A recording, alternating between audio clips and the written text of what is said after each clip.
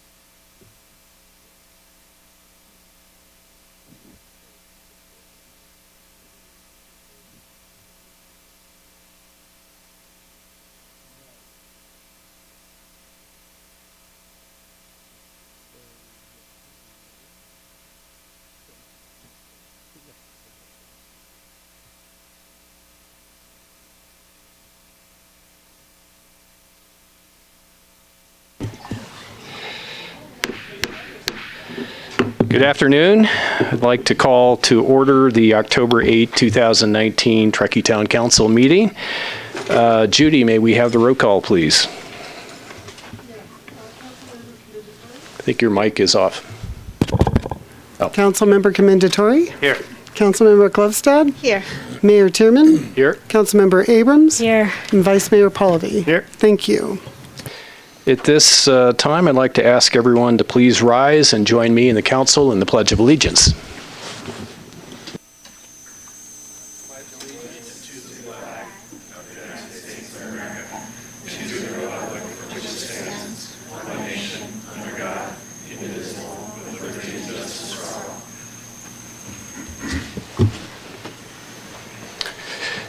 Before we get started with the presentations and regular agenda, we always have an opportunity for public comment, and this is for anything that does not appear on the agenda tonight. So if anyone has public comment on anything not on the agenda tonight, now is your time, and please step forward. Any public comment? Okay, seeing none, we will close public comment. Mayor, I would like to let you know that Dr. LaGarza is here for the breast cancer proclamation. Excuse me, my Siri is talking to me. Just said, told me to close public comment. So I'm gonna put Siri in the drawer here. So, okay. All right. So. I'm sorry, Judy, you were saying that we had the doctor here for the breast cancer awareness, LaGarza. Okay. All right. And I'm sorry, your name again was Dr. LaGarza. Dr. LaGarza. If you would please join me at the podium, we have a proclamation today.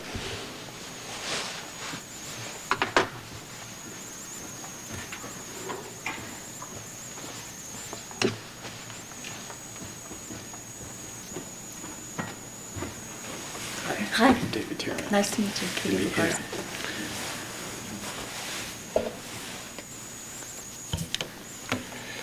Okay, we have a very special proclamation today to honor National Breast Cancer Awareness Month, which is this month, October 2019. Whereas October 2019 is National Breast Cancer Awareness Month, October 13, 2019 is Metastatic Breast Cancer Awareness Day, and October 18, 2019 is National Mammography Day. And whereas breast cancer is the most common kind of cancer in women, and about 1 in 8 women born today in the United States will get breast cancer at some point, and breast cancer is the #1 diagnosed cancer at the Tahoe Forest Cancer Center. And whereas the good news is that many women can survive breast cancer if it is found and treated early. A mammogram, the screening test for breast cancer, can help find breast cancer early when it's easier to treat. And whereas the National Breast Cancer Awareness Month is a chance to raise awareness about the importance of early detection of breast cancer and make a difference by spreading the word about mammograms and encourage communities, organizations, families, and individuals to get involved. And whereas mammography is recognized as the single most effective method of detecting breast changes that may be cancer long before physical symptoms can be seen or felt. And Tahoe Forest Hospital District will perform over 3,200 screening mammograms and 625 diagnostics mammograms this year.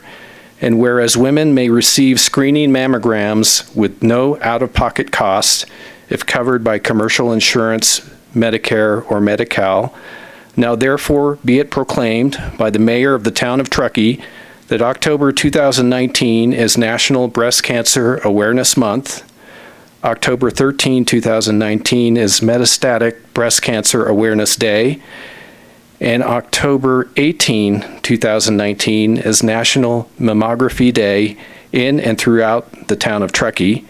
And the mayor encourages all Truckee citizens to participate in proactive health screenings and get a mammogram done on this 8th day of October 2019. Well said. It is a great honor to receive this. Would you care to say a few words? Sure. Well, he took the words right out of my mouth. So I agree with everything that was said, and mammograms save lives. So if you're appropriate age, get your mammogram. This is an important month for women's health, particularly women's breast health. And so, again, the mammogram can save your life, so it's a really important screening tool. And then just taking care of yourself. We're so lucky in this community to have this fresh mountain air, so get out there and exercise and eat healthy, because that can really help decrease your chances of getting breast cancer in the first place. So thank you very much. This is a great honor today. Thank you.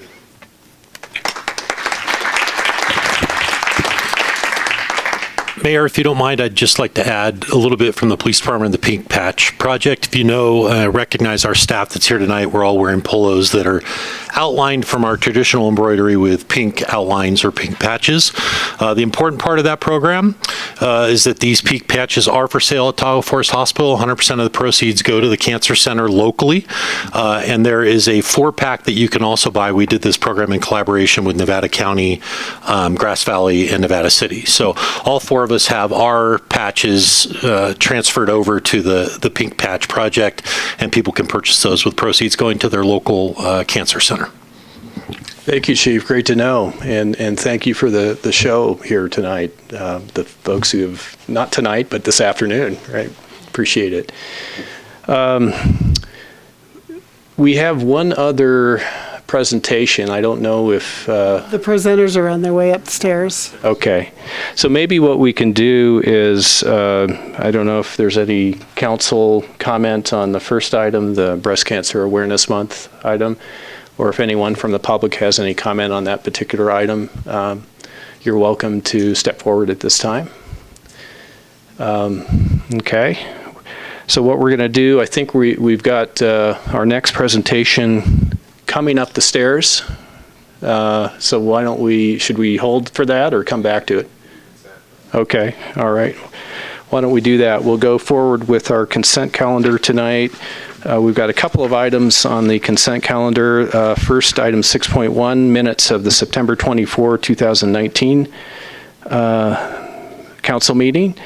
And then item 6.2, we have the Caltrans Sustainable Communities Grant Program applications. So any member of the council care to pull an item for discussion? Okay. Staff? Any member of the public care to have an item pulled for discussion? Okay. We'll bring this back then for a motion to approve the consent calendar. So moved. All in favor? Aye. Aye. Opposed? All right. Consent calendar carries.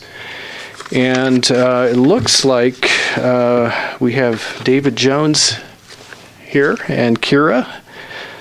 Emmanuel Ross, we are ready for you. We've got a presentation, item 5.2, the legislative update by Emmanuel Jones and Associates. So David and Kira, welcome back to Truckee. Yes, thank you. It's great to be back. Thank you, Mayor and council members. Water down. We were been asked to give a brief description of our firm and our accomplishments for the town. So with your indulgence, I'll go over some of those things. Our approach to advocacy and the different tasks we do. We were trained by the town in 2003. And the town is an example of one of our hallmarks of our lobbying, and that is client retention. I'm sorry, I'm a little out of breath. We just ran in. Let me get a drink of water.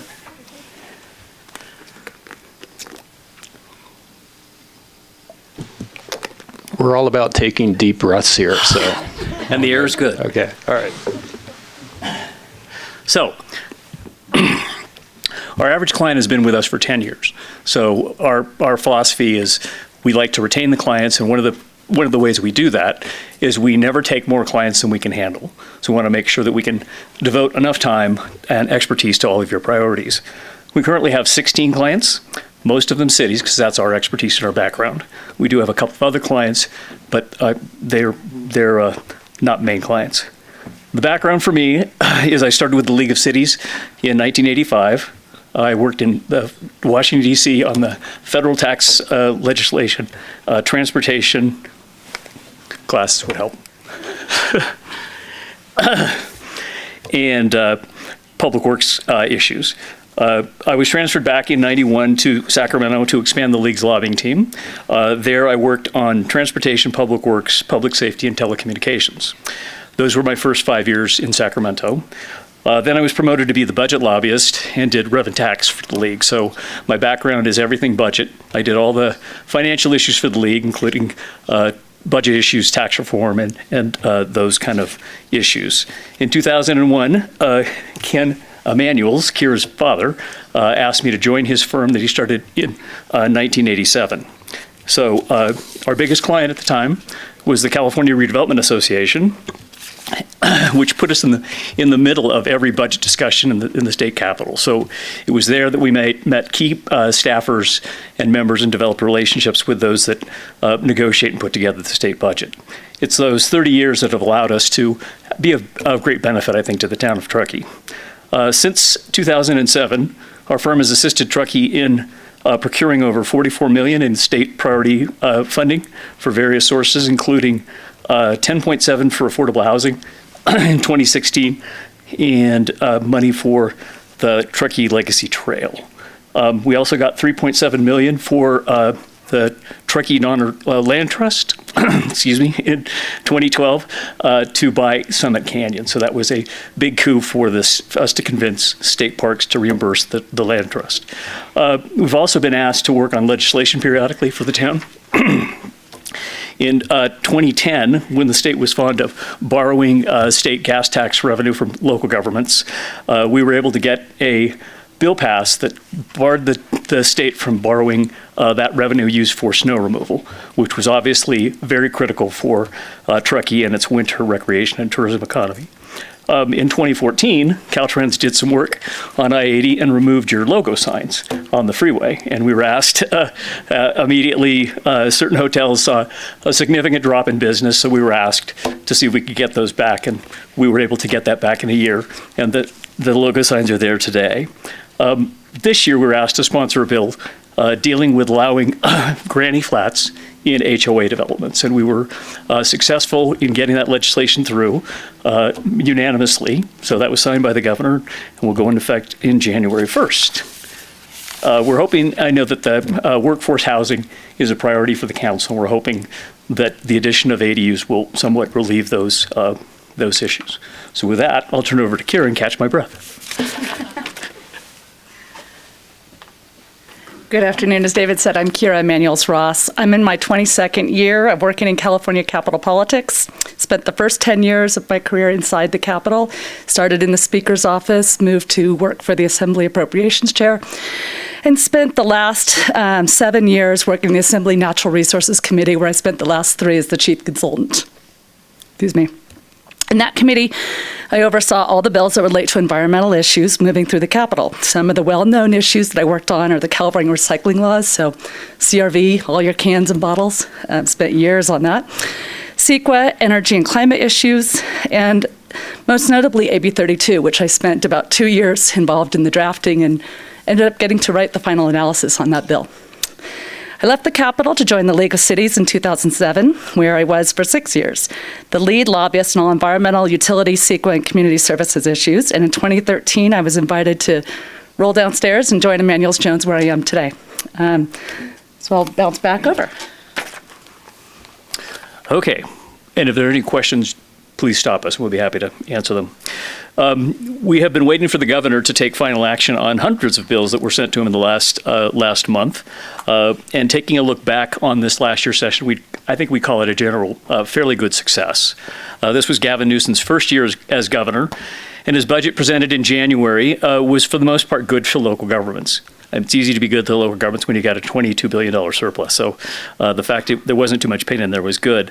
He was especially generous in the areas of homelessness funding and affordable housing. So again, there'll be opportunities for the town. We're looking forward to some of that money rolling out, $2 billion in his budget proposal. Importantly, his link to, he wanted to tie housing production to transportation funding. So he wanted to take those cities that didn't produce housing and withhold their gas tax, which was something we were very, very opposed to. And fortunately, that did not happen. The legislature didn't go along with that, so that's good. The last few legislative sessions have been very punishing to local governments. It seems to be that local government, local control was the favorite piñata of the last administration and the legislature, because they could take away your local control without costing the state a lot of money. So this session, fortunately, most of the major intrusions to local control were either stopped, significantly scaled back, or made into two-year bills, meaning they have to wait till next year to move forward and have probably significant changes.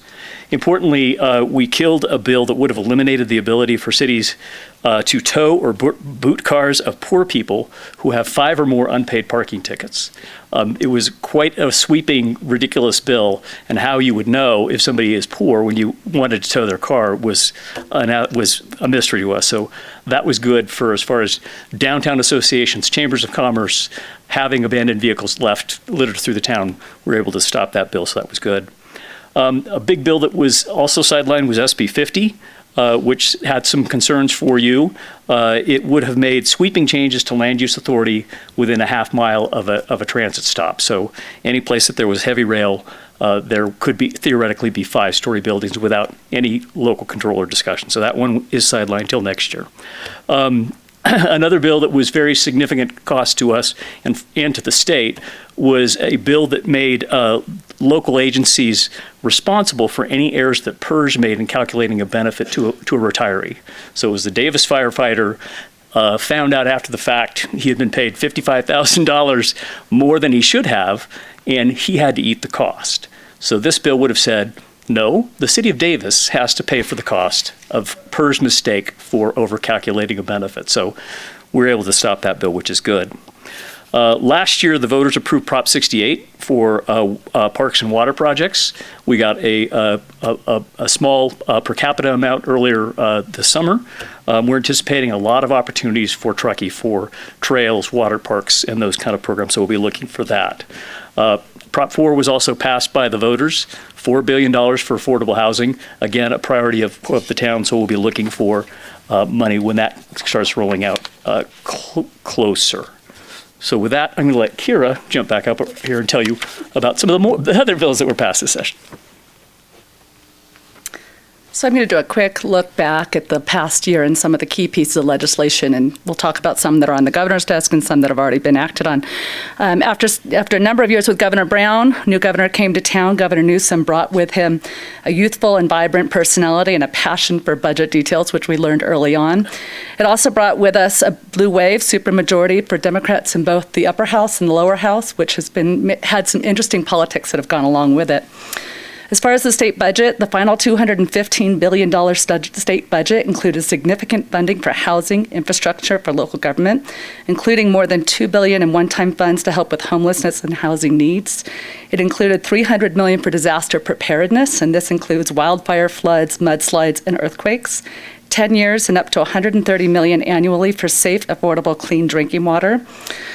About $1.4 billion in greenhouse gas reduction fund spending, paid down $4 billion in supplemental payments to reduce the state government's CalPERS and CalSTRS liabilities, and provided $98 million for state-funded health insurance for young, undocumented people, 19 and under.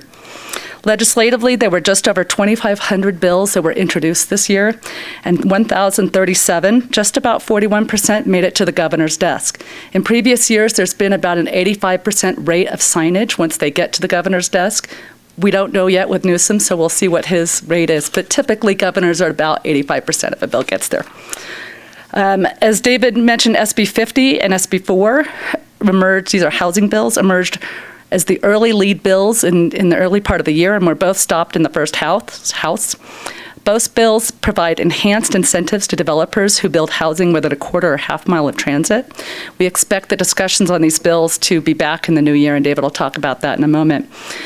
On the governor's desk right now is SB 5, and this is a key measure for housing. It creates a local-state partnership to provide up to $2 billion annually to fund state-approved affordable housing, infrastructure, and economic development projects, and also support state policies to reduce greenhouse gas emissions, expand transit-oriented development, address poverty, and revitalize neighborhoods. This is really the financial key to a lot of the affordable housing discussions. It is not redevelopment, but it gives us a tool for financing. SB 330 is also on the governor's desk, and this, once SB 50 died off, SB 330 really came in as the big housing bill. And this measure, which declares a statewide housing crisis and for 5 years until 2025, freezes nearly all development-related fees once a developer submits what's called a preliminary application. And it's a new step in the process. It's a little bit like a preview of the project ahead of them doing the formal application for development. And the freeze on all fees includes all specific fees. So this is going to be, in theory, once the developer does his preliminary application, the city then can come back, city or town in your case, come back and they can give guidance, but they can't change the fees. And then the developer has 2.5 years to begin the project, and the fees cannot change at that point. So this came out of developers in the Bay Area who were frustrated by fees changing up and down once they submitted their project. The other big bill that came out this year was SB 592. This is on the Housing Accountability Act. It was actually held as a 2-year bill. The measure would extend protections of the Housing Accountability Act to ADUs and certain ministerial decisions. We expect that bill to be part of the ongoing housing discussion as it goes forward in the fall into the winter.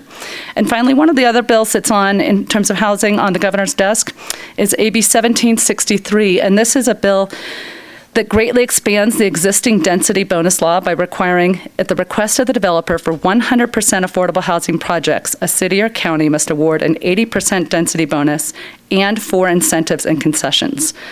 For 100% affordable housing projects within 1/2 mile of a major transit stop, a city or county would be required to allow unlimited density, 4 incentives and concessions, and up to 3 additional stories. So it really opens the gate in terms of if you have a 100% affordable housing project, there's all sorts of different density bonus options that are out there.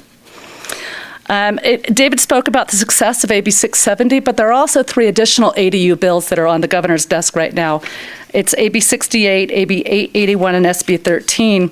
And while earlier in the year it was widely expected that all three bills would merge into one bill and we'd have one bill going forward on accessory dwelling units, instead the authors couldn't quite get there and instead agreed to a complicated set of signing amendments, meaning that once the governor makes a determination whether he's going to sign or veto the bill, then the order of the bills makes a difference. The last bill in chapters everything else out. And the way that they are signed, we're not exactly sure yet which different sections of each of the bills may go into effect. So it's a little complicated. But in general, these bills significantly amend the statewide standards that apply to locally adopted ordinances concerning ADUs. The changes include prohibiting minimum lot size requirements, requiring at least 850 square feet per ADU, and requiring approval within 60 days. They also, in 2 of the bills, they prohibit owner occupancy requirements. So for those communities that have a requirement today that says the owner has to live in one of the 2 houses, either the main house or the ADU, that has to go away. They also prohibit replacement when parking a garage, carport, or covered parking structure is demolished and converted into an ADU. So we're going to be watching those very closely because while we have 670 that's been signed, there are also new changes that may be coming forward with ADUs and how we permit them and our timeline and some of the details. Also of note, signed earlier today, was AB 1482, which is on rent control. And this contains both rent caps and just cause eviction. The measure, which was signed this morning, limits rent gouging by placing an upper limit on annual rent increases to 5% plus inflation. To prevent landlords from engaging in rent gouging by evicting tenants, the bill also requires that landlords have to state a just cause in order to evict tenants who have occupied the premises for a year. Both the rent cap and just cause provisions are subject to exemptions, including housing built in the last 15 years, single-family residences not owned by a real estate trust or corporation. The bill sunsets in 10 years and does not preempt any local rent control or just cause ordinances that are in place today. On mitigation impact fees, there were two bills that we thought were important and wanted to make sure that we noted. The first one is AB 1483 by Grayson, and this measure, which is on the governor's desk, requires cities and counties to post specific housing-related information on their websites, including public information regarding any zoning ordinances, development standards, fees, exemptions, and affordability requirements. Associations like the League of Cities are actually opposed to this bill, largely because of the timeline to get this information together and get it up on the website. There's a concern that there just isn't enough lead time that communities are going to be able to pull all this information together. The other one is a 2-year bill. It's AB 1484, and it is a measure that was amended in the last week of session to have new language affecting mitigation impact fees. The bill was held, but there was a study that was done by the Turner Center out of Berkeley, the HCD, the Housing Community Development Department commissioned this year that looks at mitigation fees and what looks at the nexus study attached to it and what goes on with that. And this bill is aimed at retaking a whole new look at mitigation impact fees. So all of your developer impact fees are part of this, and so we're watching this bill very closely. It's a 2-year bill, and we expect there to be a pretty robust discussion on mitigation impact fees going forward next year. So that's something that we're letting our councils know about so that you can take a look at your own fee schedules, and if there are some fees that need to be raised or lowered or whatever needs to happen, that we think it's a good idea to get on that sooner rather than later, because we think this is going to be an issue that's going to be coming forward in 2020. There were also some really key bills on wildfires this year. SB 1054, which creates a new wildfire safety board, as well as a new wildfire fund to provide immediate funding for victims in wildfires, was passed and signed. That's sort of the big one this year. We think there will be further discussion on wildfires. It's an ongoing, emerging issue that as each year we learn a little more about what's going on and we learn a little more about what we can do. They've spent a lot of money on rolling out preventative actions. There was a bill just signed about data and weather. There was a bill that was signed just yesterday or a couple days ago, 670, which requires the phone companies, anytime there's an outage for phones, to let the emergency operators know that immediately so that there is a direct line. There have been bills on communications, so that's going to be another issue that we'll continue to look at in coming years. Police use of force was another really big issue this year. That was resolved through 2 new laws that limit the use of deadly force by a police officer to those situations where it is necessary to defend against a threat of imminent, serious bodily injury or death to the officer or to another person.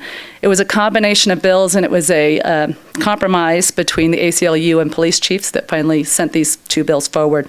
And those were AB 392 Weber and SB 230 Caballero. And if you're writing anything down, we can also get this written to you so you can see the notes and not have to take notes yourself. David noted the big win with 516 by Mr. Chu, which would have eliminated the ability for a city to adequately enforce state and local vehicle violations, including towing cars from the downtown business area. And another bill that you were actually following, which is AB 1184 by Gloria, and this dealt with Public Records Acts, which requires a public agency for purposes of the Public Record Act to retain and preserve for at least 2 years every writing that is related to the conduct of public business that is transmitted by email. The bill is on the governor's desk. It does have a very high price tag. An earlier version of the bill had a pose from the Department of Finance, which is usually a pretty good indicator that the bill has problems. So we'll see where that one goes.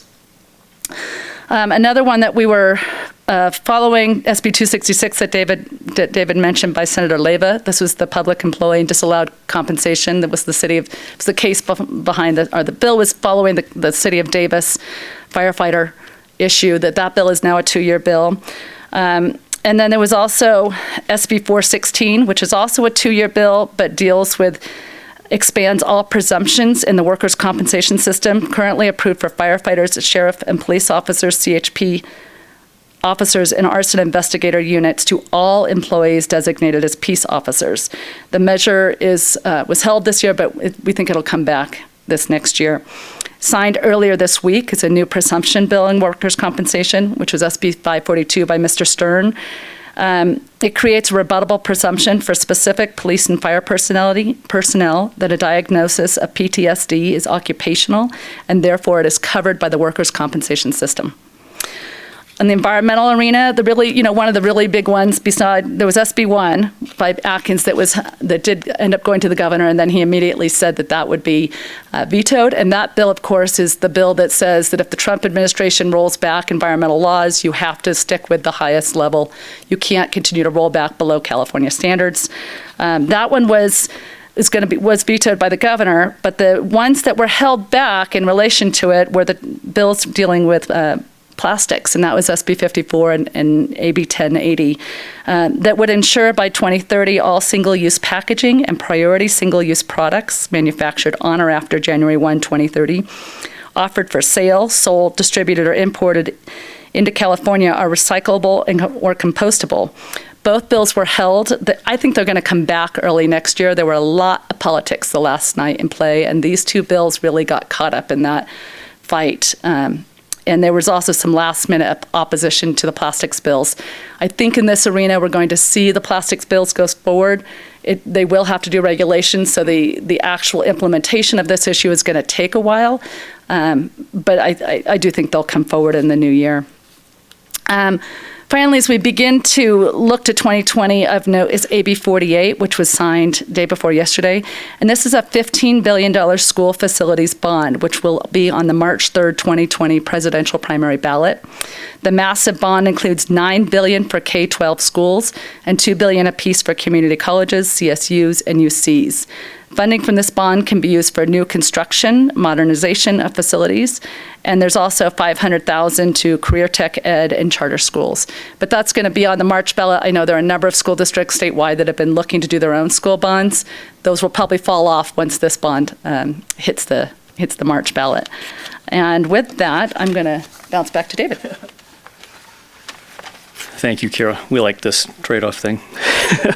Okay, I'm going to give you kind of what Kira didn't give you on kind of the looking forward to what we see from our crystal ball coming up next year. As Kira mentioned, and I mentioned as well, SB 50 is going to be back. We'll continue the land use housing discussion. Don't know exactly where that will go, but there's a lot of interest in the Bay Area development community and the Bay Area legislators to do something to make the streamlining even more robust than it already is. Tax reform is going to be front and center. There's an initiative qualified to have a split roll be on the November ballot, which means residential property will be assessed by Prop 13 value, so the no more than 2% per year value locked in at what you bought it at. Commercial property will be reassessed on a market rate on a yearly basis. So a giant $15 billion increase in revenues to those that get property tax, including towns, cities, schools, et cetera. So a lot of opposition to that, obviously. Chamber and other folks have got their gun set on that. The rule of thumb is a measure that qualifies for the ballot has to be polling in the high 60s to have a chance. Currently polling at 57% approval, and that's without much of a pushback. So that's going to be quite challenging to see if that can get across the finish line in November. There's a competing measure done by the schools exclusively, a $9 billion property tax reform measure. I don't know the details too much on that, but the revenue, more of it goes back to schools, trying to bring the school share back to a more robust share in the middle of the country, so schools would be funded close to the 25th, 27th percentile of other states. On top of that, for the last 4 years, Senator Hertzberg, who chaired the Revenue Tax Committee in the Senate, has been having a long discussion about changing the sales tax, because he believes our sales tax system is antiquated and based on an economy that we don't have anymore. So he wants to shift the sales tax discussion to a services-based sales tax as well as a goods-based sales tax. So taxing attorneys, lobbyists, golf lessons, et cetera. So that will be a very interesting discussion to see what that happens and whether it's zero sum or revenue neutral or whether it's going to be revenue raising. But needless to say, revenue discussions and taxes are going to be very, very high on the list. Transportation formulas, the Transportation Development Act that funds bus systems, that formula has got to be revisited. So that legislature laid down the edict to the California Transit Association to look at reforming and revamping that. That may have some implications for the town for some of our revenue for streets and roads and for TART. So we'll be watching that closely. Kira mentioned PG&E bankruptcy. There's a big food fight in San Francisco about who gets control, hedge funds, victims. So that may have other implications, although not directly for us here, but that will be interesting to watch to see if that has other things that roll out. Additionally, for the ballot, there's also discussions of potentially a new water bond, simply water, not water and parks, additional housing bonds for November. And finally, since we've spoken about a lot of stuff, the governor has started the alarm bells that the state is clearly seeing a downturn in the economy. So the state will have clearly a significant impact on state revenues. So we may be going back to the bad old days when the state was looking for other revenues elsewhere. But we clearly are not going to be in the years of the 20 billion plus surplus that we're in right now. So with that, I know it's a lot of information. I apologize. We thought we started at 4, so I apologize for being late here. So with that, we'd be happy to answer questions. Thank you, David and Kira. That's a head-spinning amount of information. So, but it sounds like there is a ton of activity going on in Sacramento. A lot of it could have impacts here with us. And we're not done until Friday or until Saturday, until the 13th. So that's 13th that the governor still has probably 600 bills on his desk to decide on. So Stay tuned. Okay. All right. Well, at this point, see if any council, any questions from council. So go ahead. Thank you. That was a tremendous amount of information. But there were 2 items that really stood out to me that were mentioned briefly, and we were moving kind of quickly. So I would like to revisit, if we can, for just a minute. It felt like they were really aligned with our community. One of them, you had mentioned that there was going to be some decisions around the homeowners associations and control over secondary units. And I know in our community with a lot of homeowners associations not allowing those. Could you explain in basic terms what that means? And then my other question, I think it was the bill that was signed today, and this also stood out to me as something that really pertains to our community, that a landlord can't increase rate by more than 5% plus inflation, and that they need to have just cause to evict somebody. So what is just cause? Is that, well, hey, I have my house and you've been renting it, great tenant, but I'm going to put it on Airbnb now, and that's just cause? Or what does that, or we want to use it for our family, what is that? Because that happens, as far as I'm aware, that happens quite regularly here in Truckee and the North Tahoe area. So if you could explain a little bit about what those mean. Sure. Thank you. So I'll start with 1482, which was the bill that was signed today, and this is the rent control bill, and it has the 2 parts. The first part is the cap on increases of rent that limits at 5% plus inflation, and the second part is the just cause. And the just cause came out of sort of what you're talking about. They want landlords to have a just cause, a reason for asking someone to leave, not just, sorry, you're gone. And just cause is actually a legal term. And actually, this portion of the bill, as I understand it, is actually modeled after a law that was just passed in Oregon that's pretty successfully been done there. And so it's a legal term, and I can send to you the explanation of what just cause is, because it goes into a whole series of things that the landlord is going to need to do and steps that they're going to need to take in order to evict someone. So they can't just walk in and say, you have to leave. And part of this was that they didn't want, with affordable housing, they didn't want landlords to to try to kick people out and evict them in order then to do something to their apartment and to significantly raise the rent, which is what's been happening in the Bay Area. So I'm happy. It may be easier for me to actually send you more information than walk through all the pieces here. Yeah, I completely agree. Yeah. But I would appreciate if you wouldn't mind. I'm curious. Absolutely to see happy what, to. What Yeah. that really, what it is and what it means. Thank Yeah, you. happy to send you sort of a background on the bill and all the details of it so that you have a good understanding of it. You want to talk about ADUs? Yeah. AB 670, I'll read you the pertinent part of the, the bill. It's fairly short, and it says, any provision of a governing document that either effectively prohibits or unreasonably restricts the construction or use of an accessory dwelling unit by an HOA is void and unenforceable. So what is, and we had some debate with Andy about, is this language good enough? Is it going to cause a lot more litigation? Because, clearly unreasonably restricts, effectively prohibits is not well defined in law. So we're going to go with this for now and see how it goes. The good news is everybody that followed this legislation passed unanimously. People in the building know that we were exceedingly generous to the HOAs. We said we don't want to mess with you we want to mess with you as little as possible, but we want to make sure that people can't just say no for no reason at all. So we can see if at the end of this year, after this bill's been in effect for a year, if we have no action of anybody in certain HOAs in this neck of the woods ever getting an ADU approved, then we can certainly come back. And we had toyed with ideas of putting more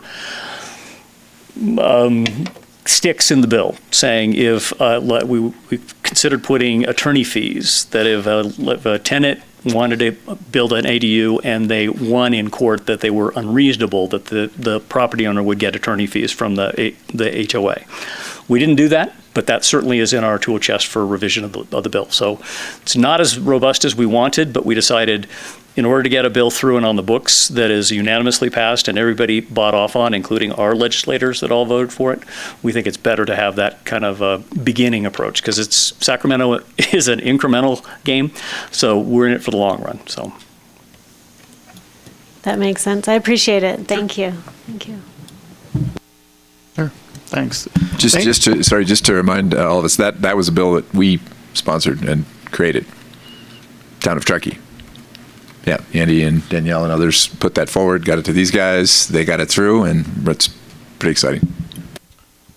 And maybe just following up on that, what legislator, who was actually the sponsor of that bill? Well, the vernacular. Yeah. The town of Truckee is a sponsor, so that's an Right. outside entity as a sponsor. The author of the bill was Laura Friedman from Glendale. Okay. We had testified in a committee that she sat on about ADUs in general at an information hearing, and she came up to me afterwards saying, "I would really like to carry that bill." And so she approached me and said, "I'd like to be the author of that," and so we took her up on that. That's awesome. Thank you so much for being here and giving us that incredible wealth of information. Thank you. I'm sorry I bungled the first You part did of a good job at overwhelming us. That was great. But no, I really appreciate that. And actually, one of my questions, and it's great to hear that Laura Friedman was a sponsor, was sort of like how you work with different legislators and sort of like urban and rural communities and sort of what the makeup of your client base was, if it's a mixture of big and little, or if it's all sort of Truckee size stuff, and really, I think it's great that Laura Friedman, obviously an urban legislator for the most part. And maybe you could just talk to us a little bit about how you see like those relationships developing, and if they're growing or blossoming, or they're just still stuck in the mud and we have no chance. Just a little bit about kind of how that works, and maybe what we can do as a community to continue to keep urban legislators sort of interested in rural issues. Yeah. Well, I should have given you more background on the firm. 16 clients up and down the state. We have conservative communities and liberal communities. The cities of Marin, we have the Pasadena, Burbank, and Glendale. What you get with us is we have relationships with those legislators. So the legislator that represents Pasadena, Burbank, and Glendale is the is the appropriations chair. Very important person. So when we were able to kill 516, the no-tow bill, that was because we got the mayor of Pasadena to call to say, kill that bill. So Stockton is a client. They hired us when they were going into bankruptcy, and they said, we have the money to pay you. We know we need to have protection because we know the firefighters union doesn't like the deal we cut with the local firefighters, and they want to flip the game board over. So we were hired to retain and protect their bankruptcy decision, and the firefighters are a very tenacious group. So we were able to hold them off for 3 years, and we still represent the city of Stockton. And we were very proud last year. We got Stockton the one and only, under Jerry Brown, state-funded helicopter for public safety for $3 million. So never before did anybody get a helicopter. So we work very much across the aisle. We have clients from up and down the state. With the relationships we have with those legislators from being in their offices all the time, we use that to your advantage. So that's part of your benefit as far as having us. Kira and I have too many years of experience in the building. I actually started in '82 as an intern. So we've been around for a long time. So those long-term relationships are what are really beneficial to you. And we work with, City of Stockton is one of the big 13 mayors. So the big 13 mayors have been holding a lot of sway with Jerry Brown and with the current governor. So we have entree to those discussions and those meetings. So that's also a benefit to the town of Truckee, we think. Yeah, that's great. Thanks very much. Sure. So sort of like absent a legislative agenda, which I know we're sort of working on and getting towards and have been talking about a little bit more recently.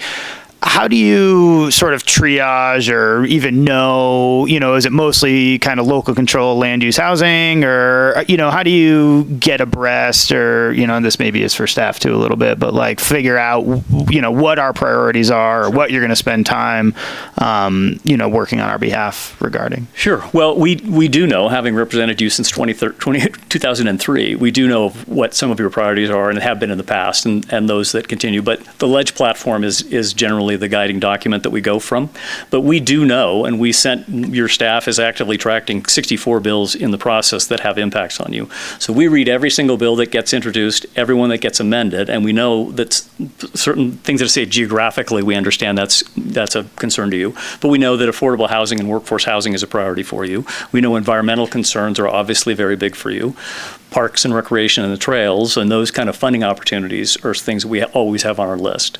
But it's really your management staff that we work with to craft the platform and see. We ship them bills all the time, and sometimes it's a bill that's like, yeah, this impacts Truckee, but this is the league's job. We don't want you spending our time on going after this, because this is something that we pay dues for the league, and this is something they generally should do. So we try to look for the value add where there's something different, something more for the town to spend our resources and our time on. So, but that's an ongoing, continuous dialogue with your excellent staff, and we've had a great relationship with all your folks. And I will say that if the council does end up approving this legislative platform, and as the legislative committee kind of gets up to speed, I anticipate that we'll share the legislative platform with David and Kira to sort of more finely calibrate their efforts on our behalf.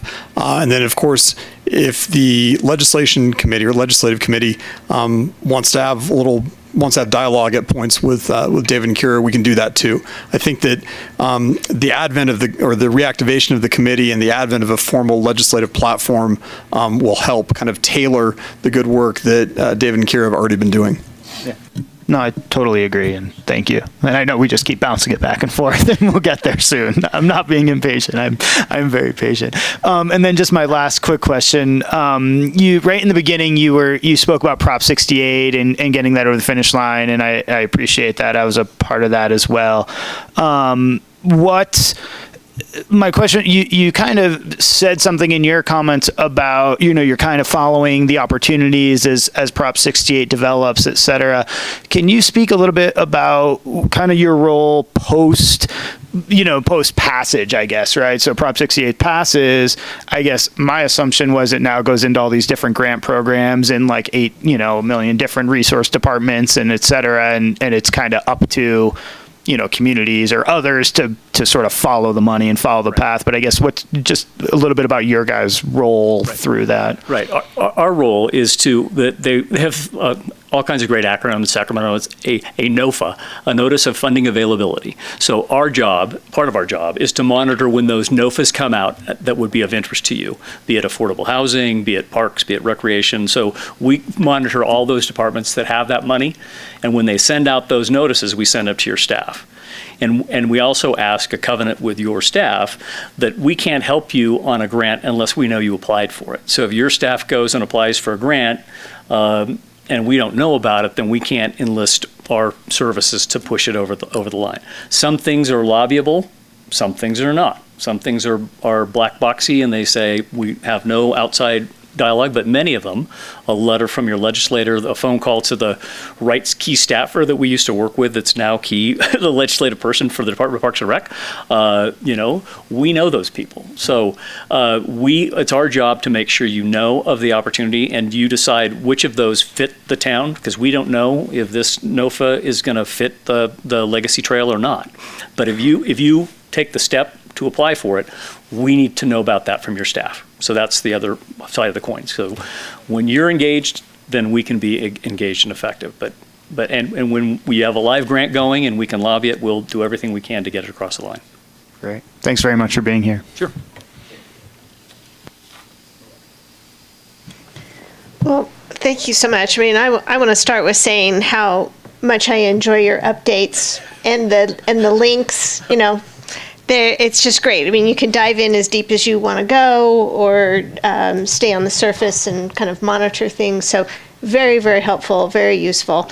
My big question was how do we monitor the difference between the League of Cities and what they do versus what we pay you to do? And you already preemptively answered that, so thank you. And I did not know about the follow-up that you provide on the grants that we apply for. That is great to know.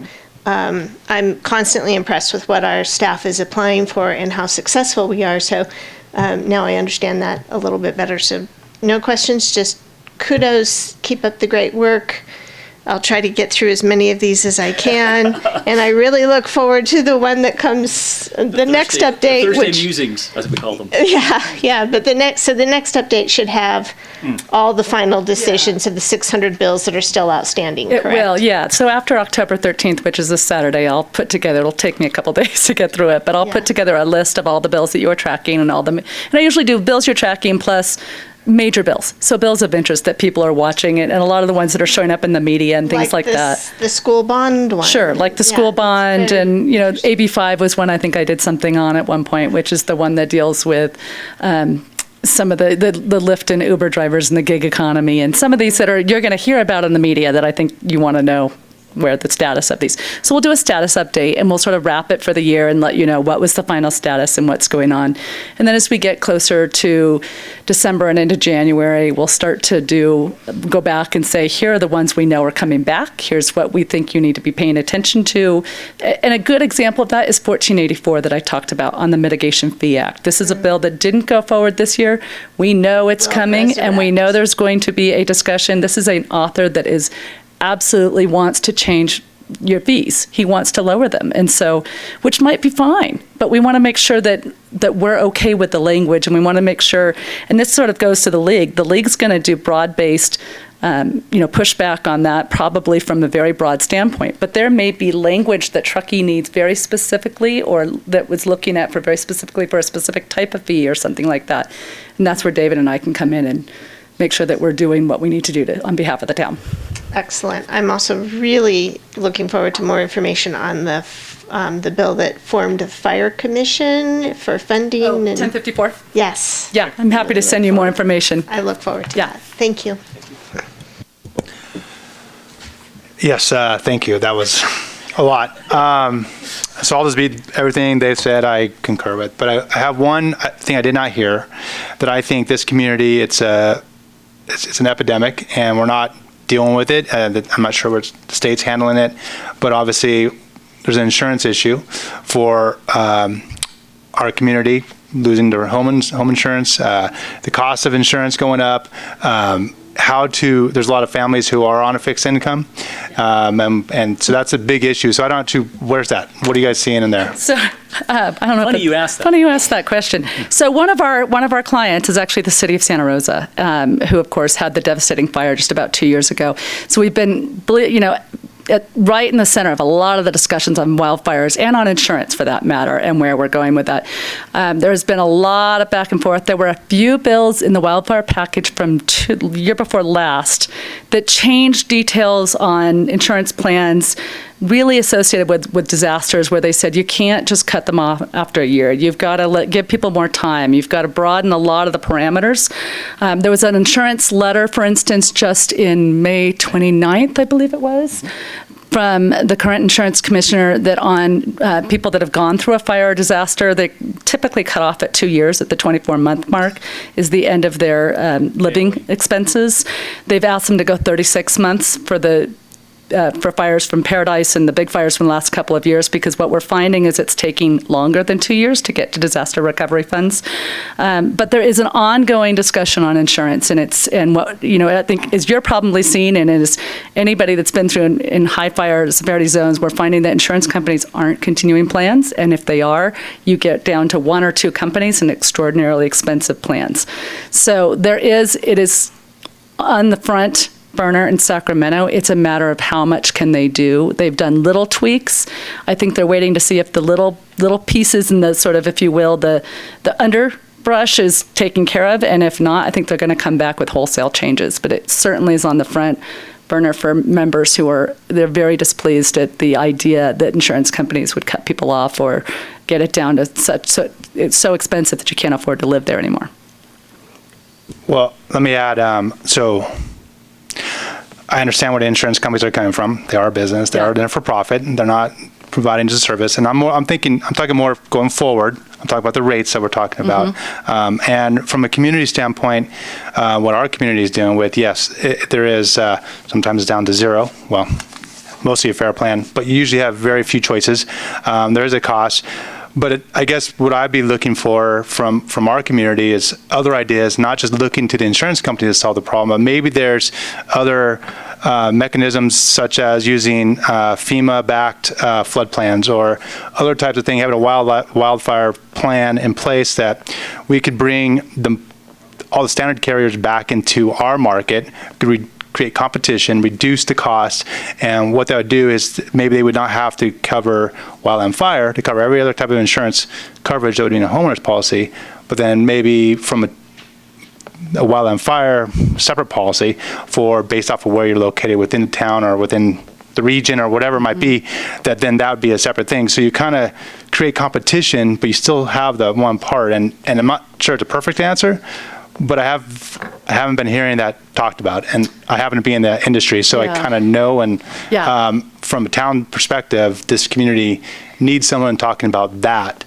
to help our community members. So, and that's a really interesting angle, and I haven't heard it from. That's new. It's new. I haven't heard it from that angle. What we have seen, it was sort of from 1054 was the wildfire fund, and there's been actively getting money into a fund to pay out quickly. And there's been discussions, and a lot of this, frankly, is related to PG&E right now. Right. So it's sort of little apples and oranges, but we haven't seen the forward-looking as you're talking about. It's everything to date has been sort of really backwards, and frankly, it's been more responsive to disaster, sort of post-disaster. What are we doing? Oh my gosh! And Sacramento often works that way. Honestly, they often don't look that forward-thinking. That's usually dealing with today's crisis.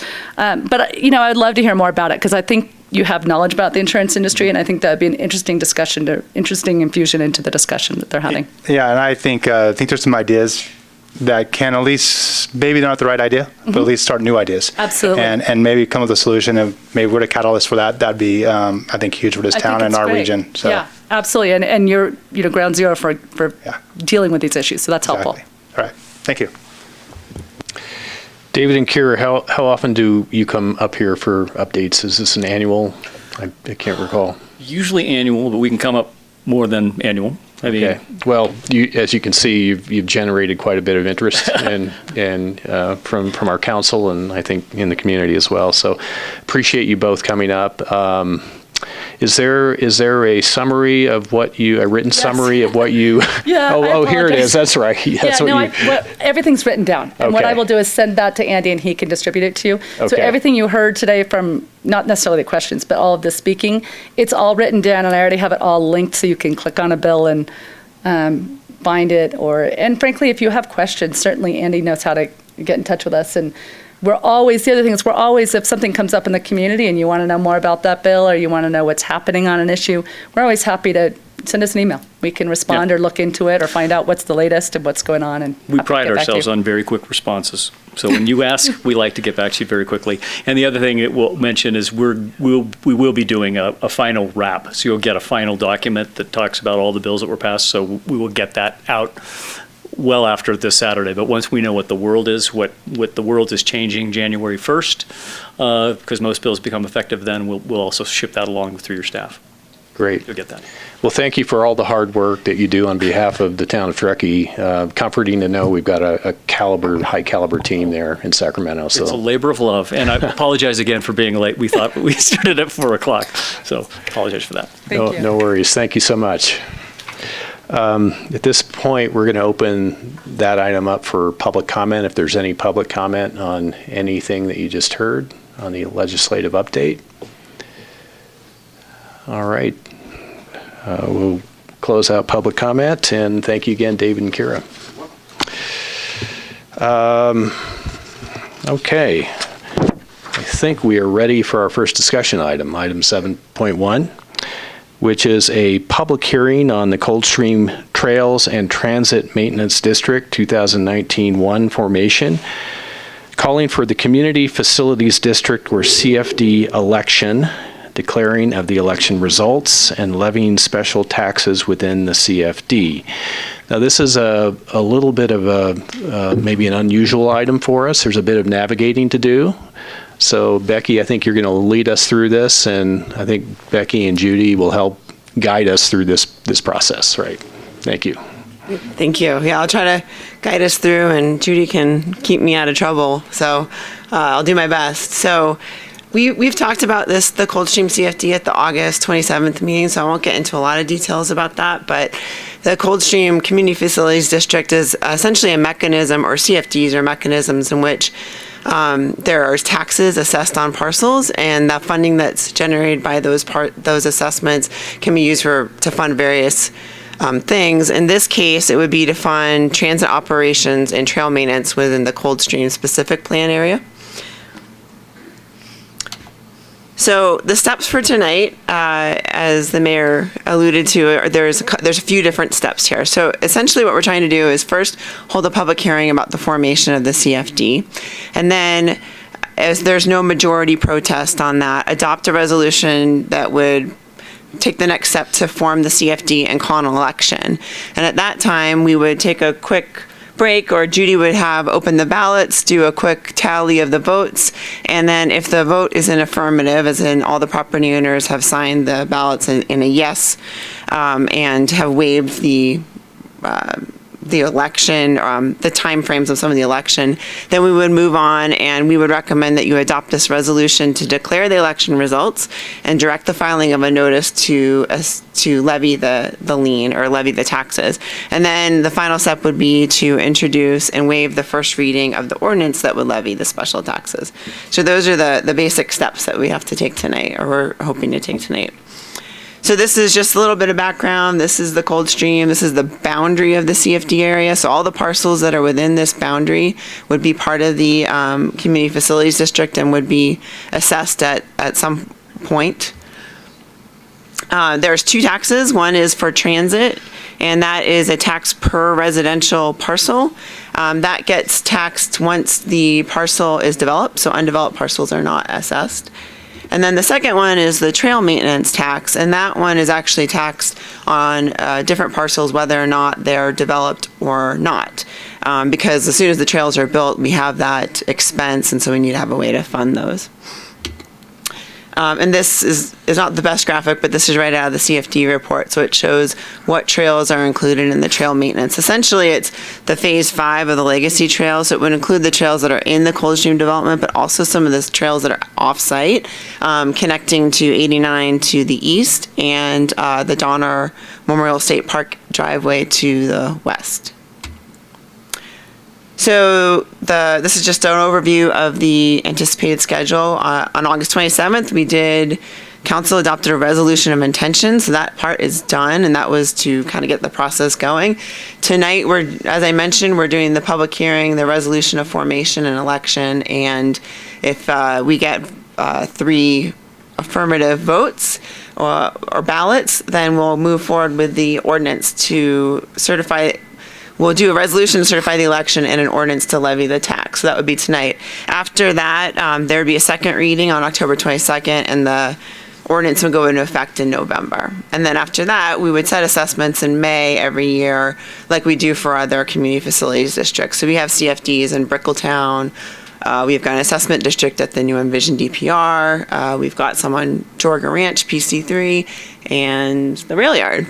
Might be missing, I'm not sure if I'm missing any, but we've got them, and we do them, we set the assessments every year in May.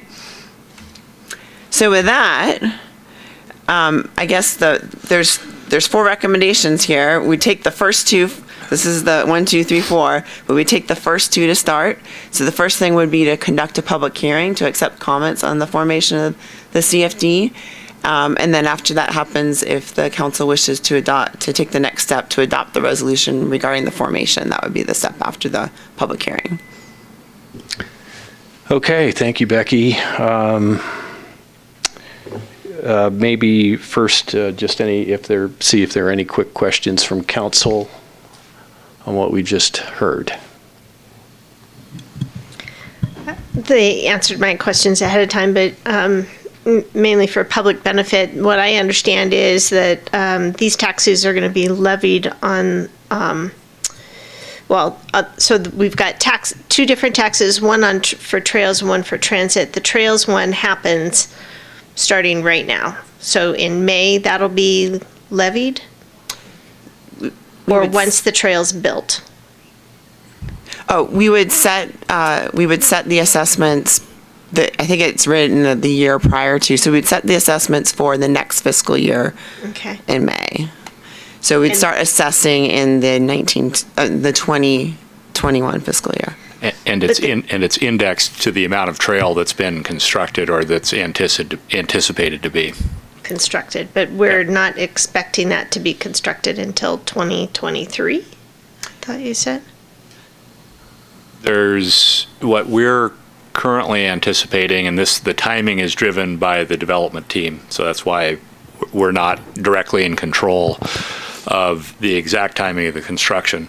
What we're expecting is a first phase of the trail to be built next spring, and that would be from within the development area to the entrance to Donner Memorial State Park. Oh. And then we're expecting the second phase to be, which would be the connection from there over to Deerfield Drive, to be constructed prior to 2023 because there's a grant that the development team has received that requires them to have it completed by then. Okay. There's a possibility they could complete it sooner than that if they proceed with their development more rapidly than they're currently planning on. Okay, so we're just levying it on the portion that's complete, on the parcels that are developed.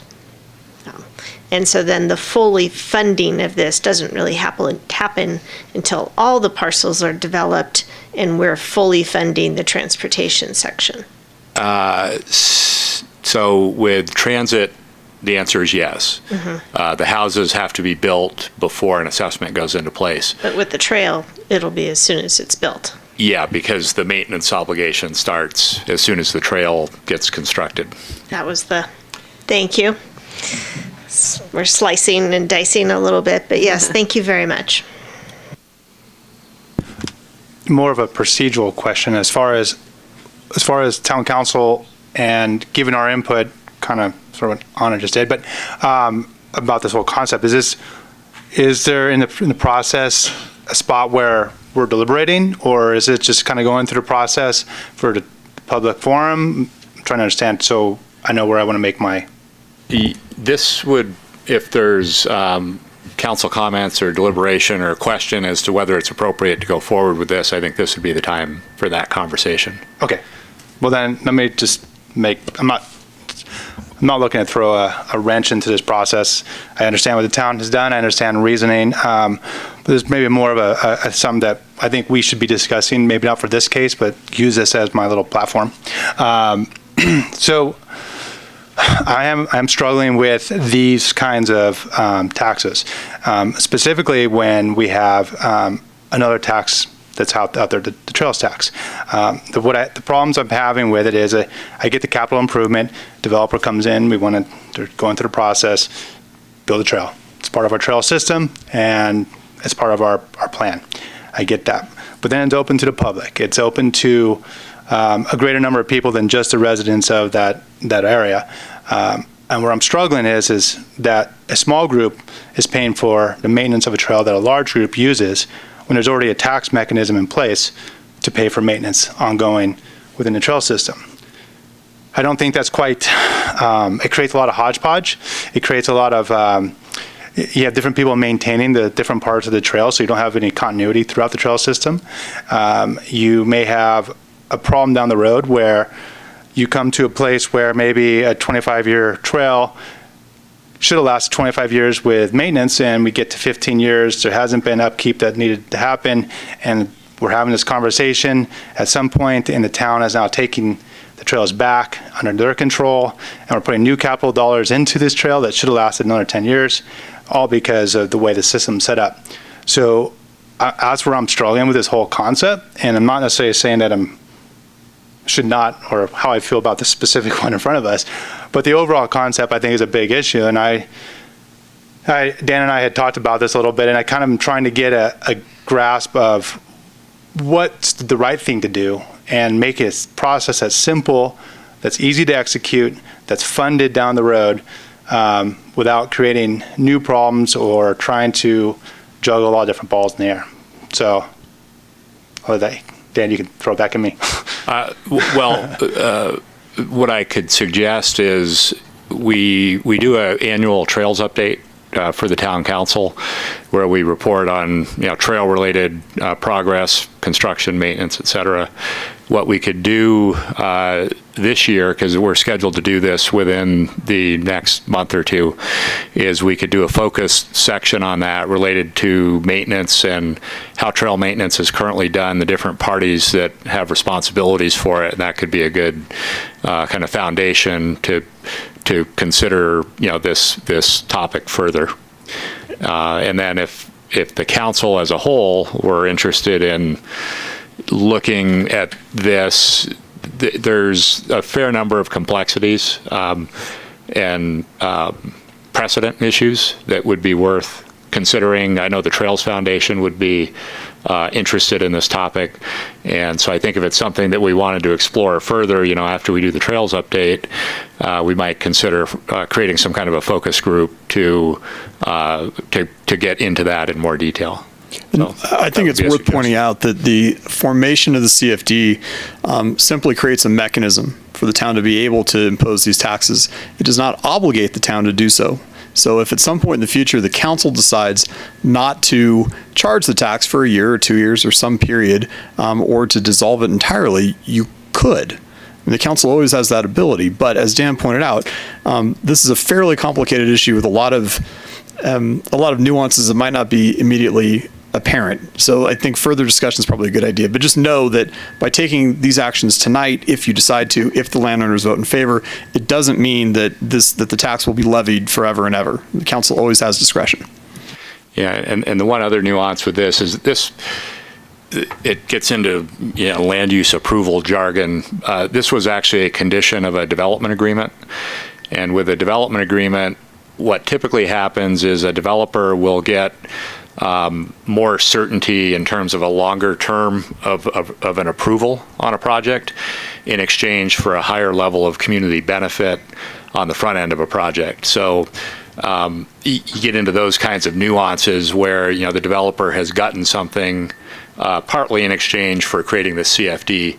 So when I talk about there's, complexities and nuances to, this trail maintenance funding smorgasbord that we've got, that's an example of one of them. In this instance, in order for the developer to record their subdivision map, which they're anxious to do, the contract we have with them requires this CFD to be created. And as Andy pointed out, there's always council flexibility in the future to adjust the assessments based on what the council's policy is at that time. All right, well, thank you. And I think, like I said, I'm not so sure Andy, thank you for your input too. I know there's a lot of parts to it. It's just more about the global positioning of how we handle these kind of things and looking at it more from a maybe our community standpoint and making sure that there's continuity throughout. Everyone's treated the same. There's fairness and transparency, and that different people don't have different rules or different things. And then from the trail side of it, that when you transition from one to the other, that it's the same and it's not different. It's not one's more dangerous than the other. Because I think at the end of the day, we pick up the liability. So anyways, thank you. Thank you, Tony. I mean, it sounds like maybe a higher level, bigger picture discussion is warranted, and there may be an opportunity to do that, Dan, as you were suggesting.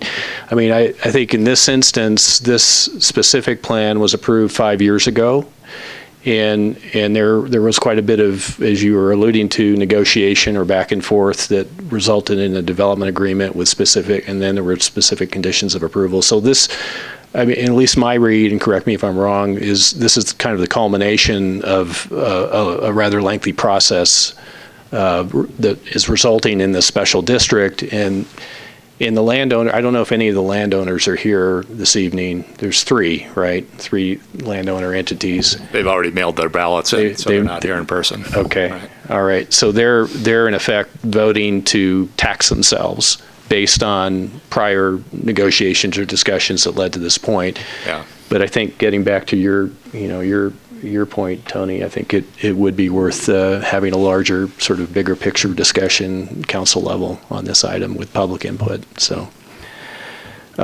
with that, I'm gonna. It says here to open the public comment. I think, or public hearing. Rather, I think we've effectively have opened the public hearing. So I'm going to ask if there's anyone here tonight wishing to either speak in support of or in opposition to the action that we're taking here with respect to the Community Facilities District. Please, if you wouldn't mind stating your name, and you'll have 3 minutes. Hi, Brian Biega, local resident, downtown historic Truckee. A couple questions. I don't think that we could stop the clock, but I'm not here just for this. However, now that this has come up, I don't think that there's enough people to really vote on this, especially the people who would be buying all these pieces of land. One of the questions that I do have is in regards to the parking. I have a board meeting to go to, so I'm not sure if I can lump a couple minutes into that. No, since I have 2.5 more minutes. Yeah, sorry, Brian. If you said Brian, correct? Yes. Yeah. If you do, you certainly you can email me or the town manager with your specific questions on the parking item, and we can address it that way. This item is very specific to the tax assessment to the Community Facilities District, so we can't take public comment on. So fair enough. In regards to the homeowners being able to actually vote on this, I don't think there are many homeowners in there. So how can they vote if they don't own a home yet? So it seems to be a little unfair for people to be voting on something where they don't even own anything yet, and for other people to be voting and making a, rule of law or rule to the town of Truckee when this hasn't even happened. I agree that the taxes are important, especially for trails and whatnot, but that's it. Thank you. Okay, thank you, Brian. I'm going to let staff respond to that one. I think there is an answer to that. Right. So Mr. Biega is correct that only the current property owners are are eligible to vote on the CFD. Future property owners, we don't know who they are. There's no entity there to vote on it. So what would happen is the current property owners, who are the developers, would be voting on the CFD, presumably to create it, and then it would apply to all land within the CFD boundaries. So when that land is subdivided, it would apply to the subdivided parcels. And then what would happen is, as a part of the sale of those parcels or homes, if they build homes and then sell homes, they would need to disclose that to the future buyers, that there's this supplemental tax on the property, and then those future buyers would need to take that into consideration when they're deciding how much they're willing to pay for the property. Okay, so there would be a disclosure at point of sale that there is an additional tax on the property. In this instance, it was what, 130 something per year added onto the property tax plus. For the transit, and then the trails were going to be about that much again. Okay. Yeah. All right. Or a couple hundred more, right. Okay. Thank you, Dan. Is there any other public comment on this item? Okay. Seeing none, we will close the public hearing and bring it back to council for discussion on these first two items. And I think the question here is going forward with the vote. Is that correct? Correct. The action right now is only the resolution 2019-62. And then if it passes, instructing the town clerk to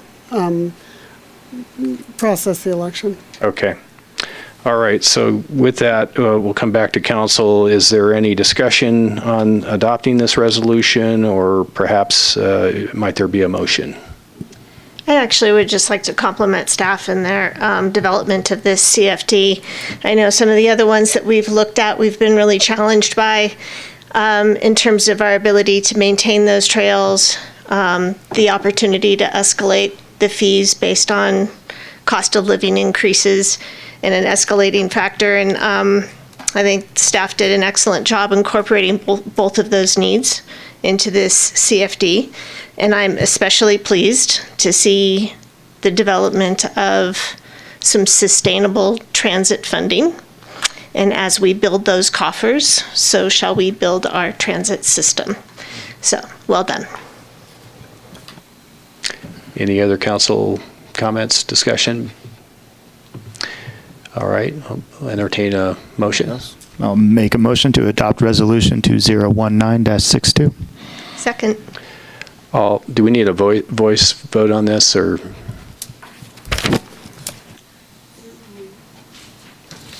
Is that it? Councilmember Commendatory? Yes. Councilmember Clovestad? Yes. Mayor Tuman? Yes. Councilmember Abrams? Yes. Vice Mayor Pallavi? Yes. Thank you.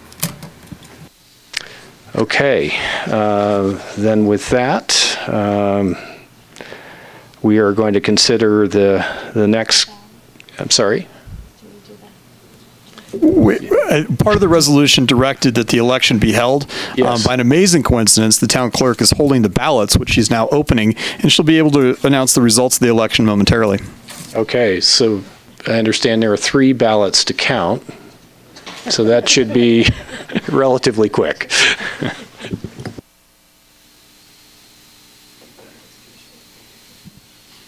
There are 3 ballots that accumulate 181 votes.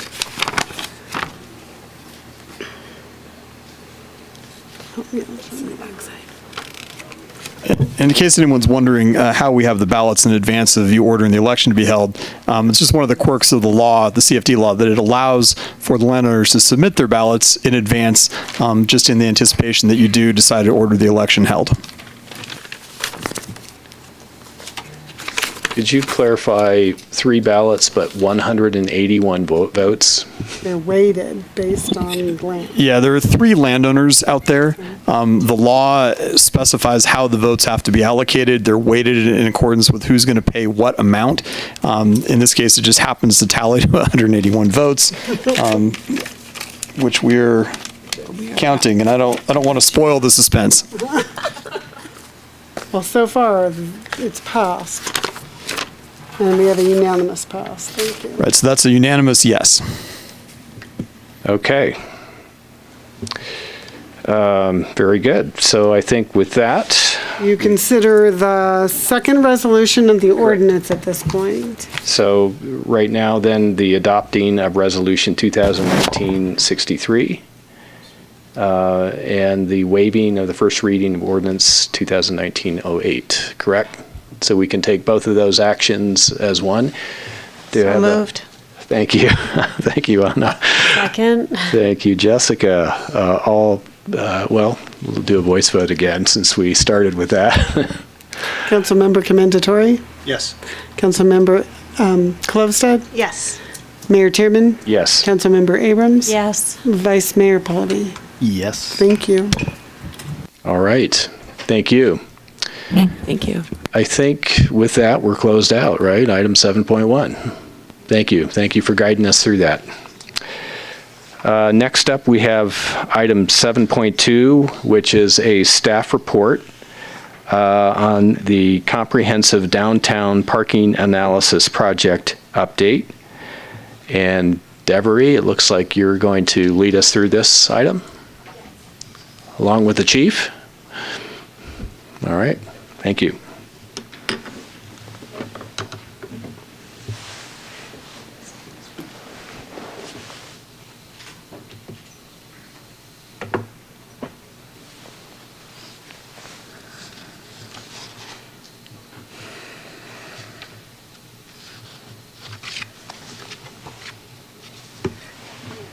Sorry. Good afternoon, Mayor and council members. We're going to be giving you an update on our downtown parking analysis project.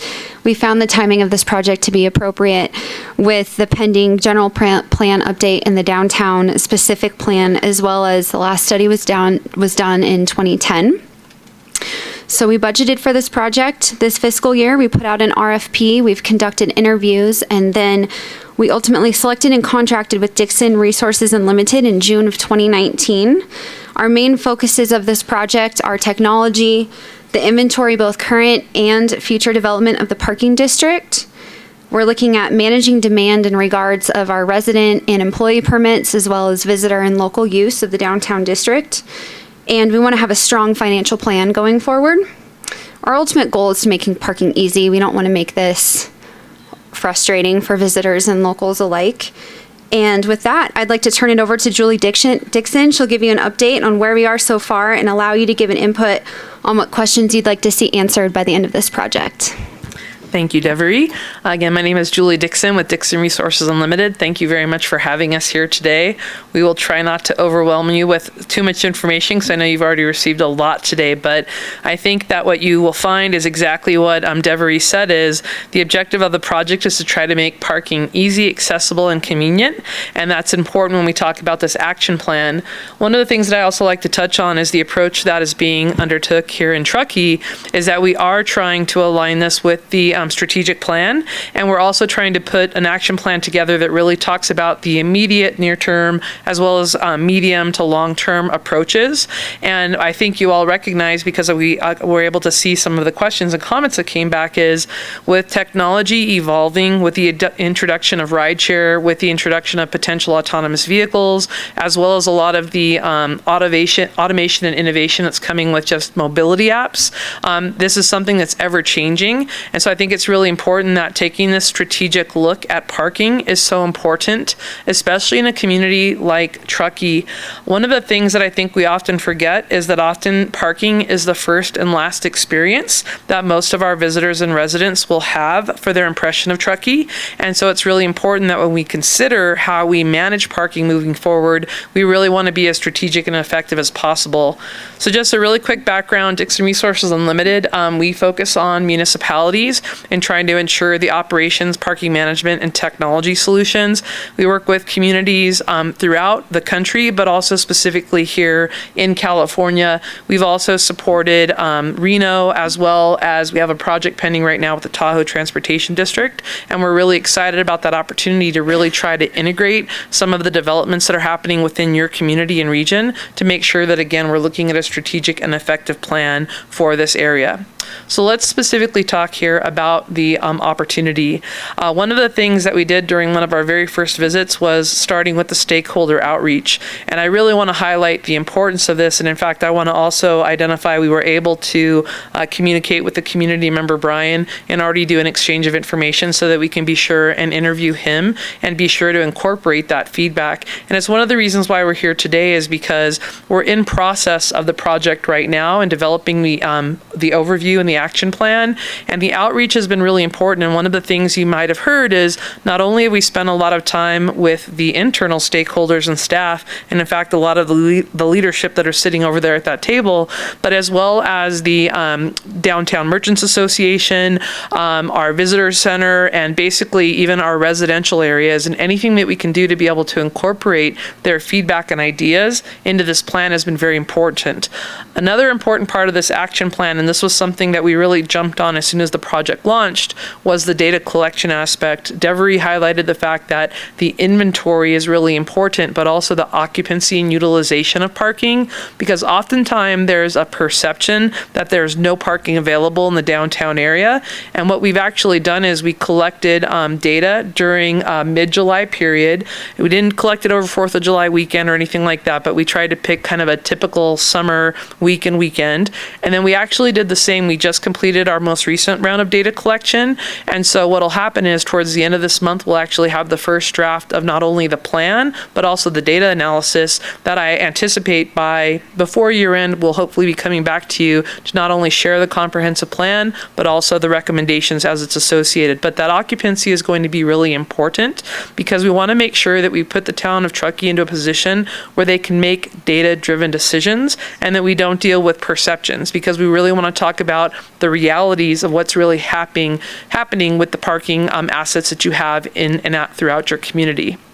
There have been a couple of things that have already been identified, and I have to really highlight just how proactive the police department is being when it comes to the parking management aspects.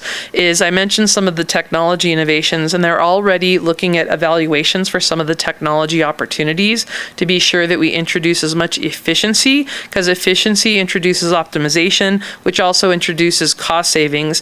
And one of the things that the police department's already looking at is some of the tools that they can automate citation management tools, so that the citations can be issued electronically, which then makes it basically easier to manage on the back end for payments and processing and adjudication or appeals. The other thing that's been something that's really important, because as we start to talk about parking management moving forward, is that parking management is starting to really rely upon your license plate number. And so by utilizing license plate recognition technology, this is an opportunity again to become more effective and more efficient with our parking management tools in the downtown.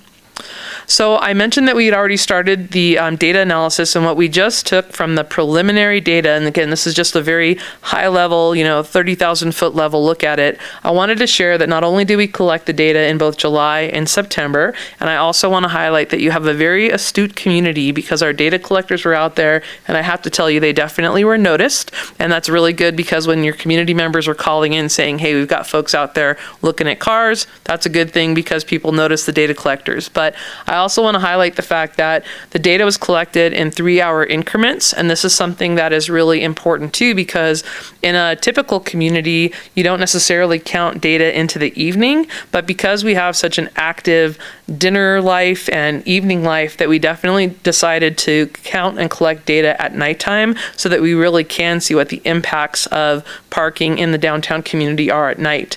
I don't think it comes as any surprise to you that the lunchtime and dinner hours are where we're obviously experiencing the peak occupancy.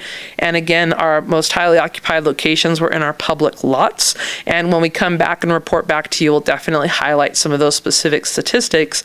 But the other thing, and this came back also in our stakeholder engagement and some of our feedback, was that a lot of the privately owned parking locations are underutilized. And that's something I'll touch on here in a moment.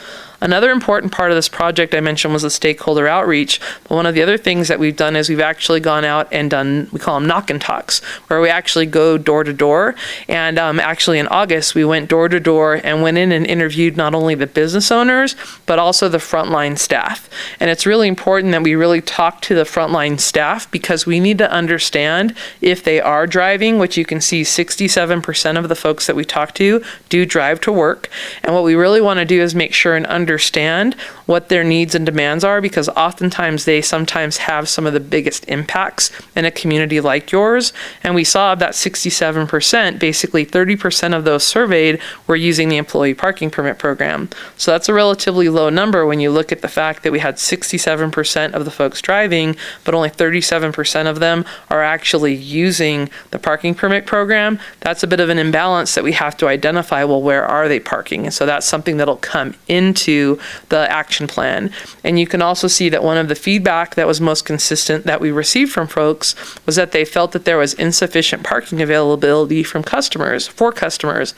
This is something that we were speaking with the chief about this earlier today, is that this oftentimes becomes one of those issues of perception, is that while we maybe say that there's not parking available for our customers, but I as an employee or business owner want to park right out in front of my business, sometimes there's a big education part of this process and outreach to explain to folks why it's so important to make sure that those parking spaces become available for our locals to come down and shop, our locals to come down and dine, and same with our visitors and tourists. So a lot of this really does come down to education.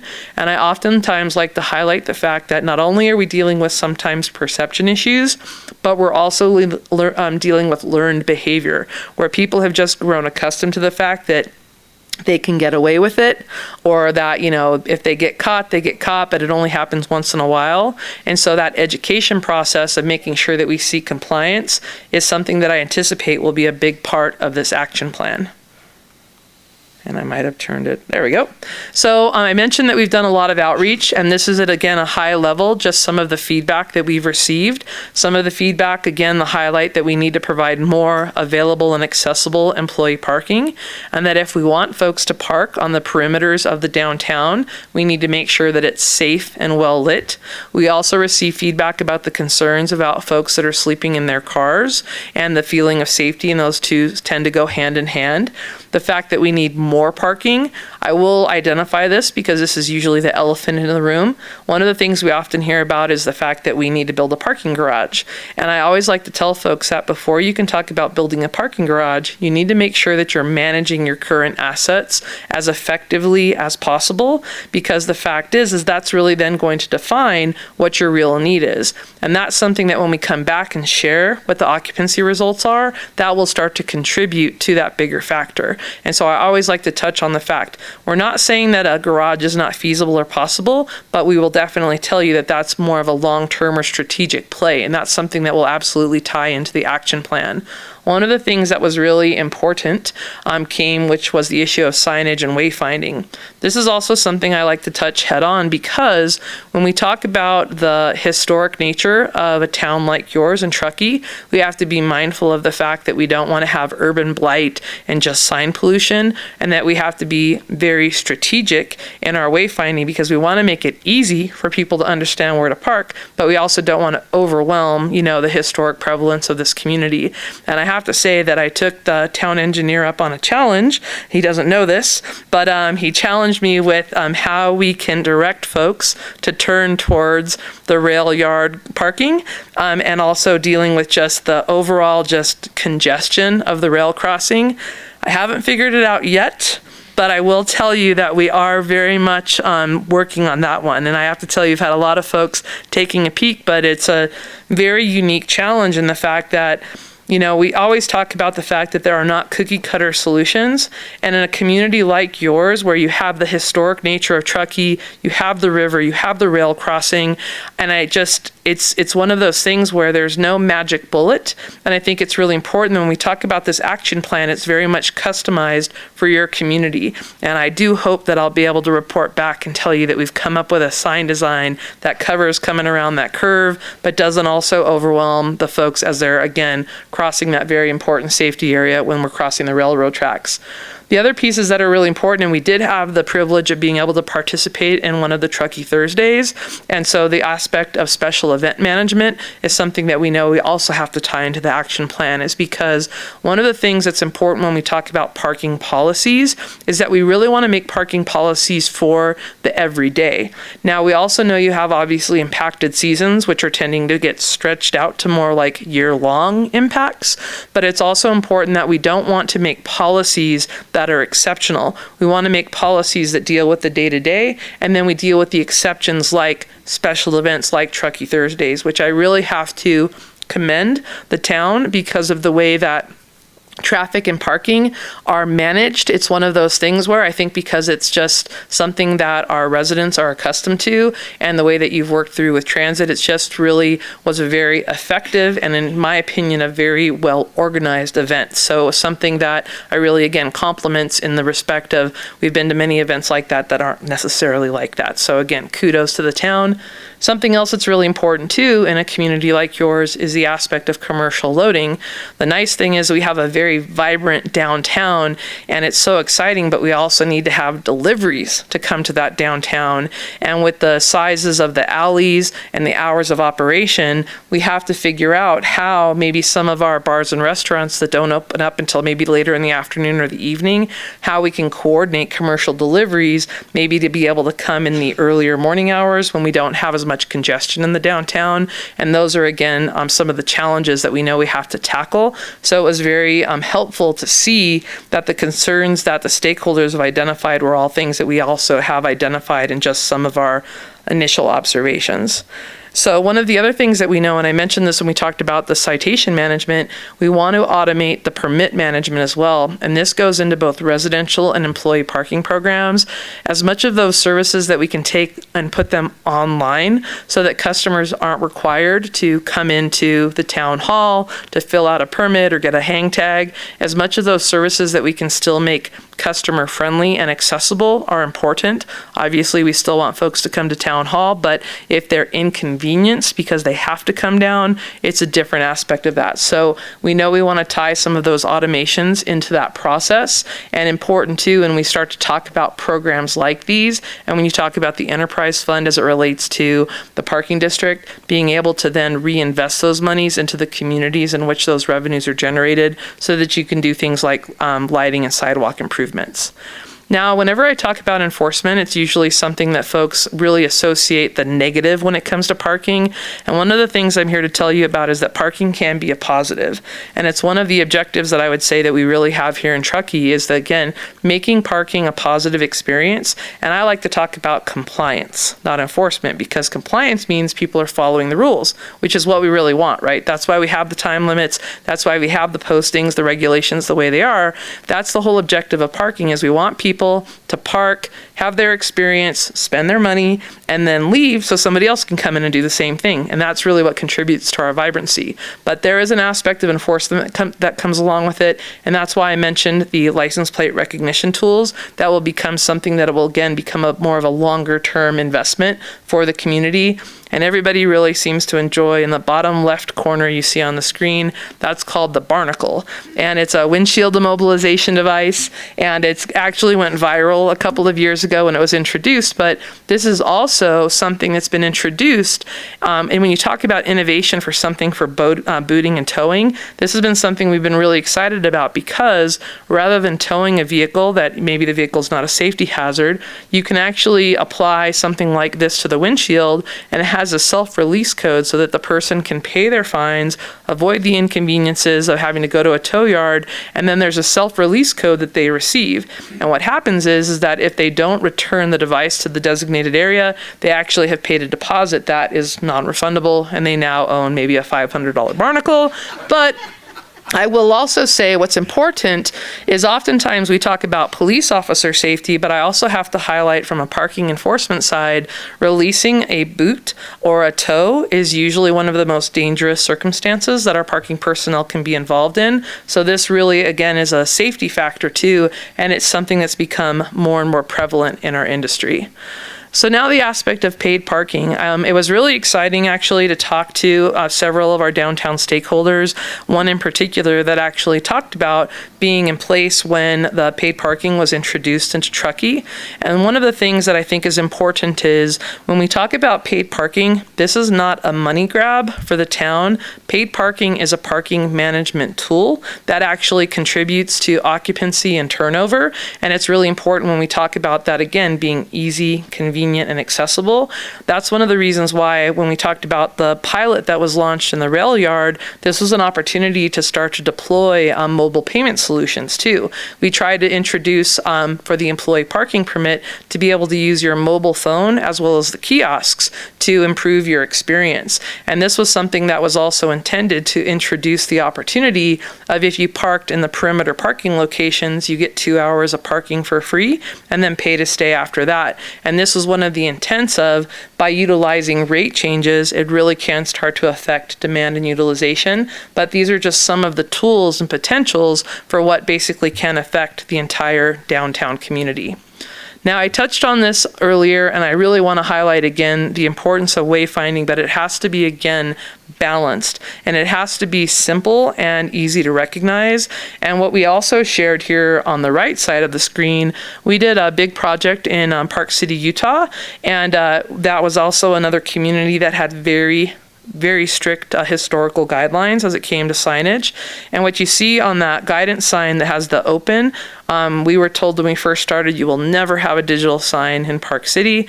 And because of the aesthetic and the tie-ins of how this sign was designed, they actually allowed us to not only have a lighted P to identify their parking assets, but also the ability to provide the location was open, as well as you can also identify how many parking spaces are open.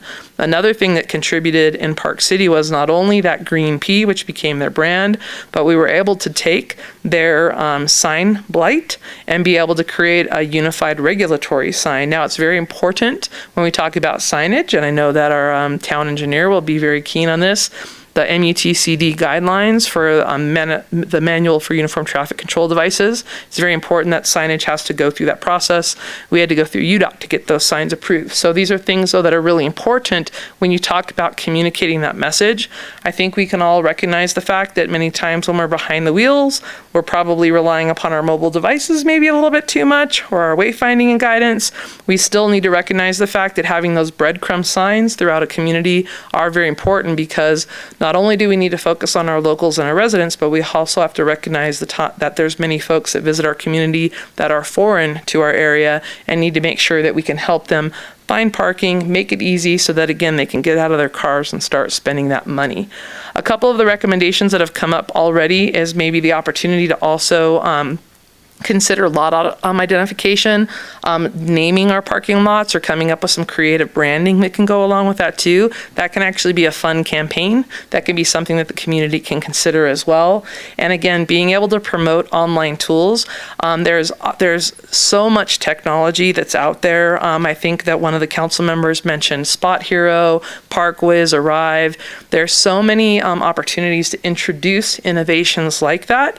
The one thing that you have to always keep in mind is, how do you push that information out and how do you communicate that information?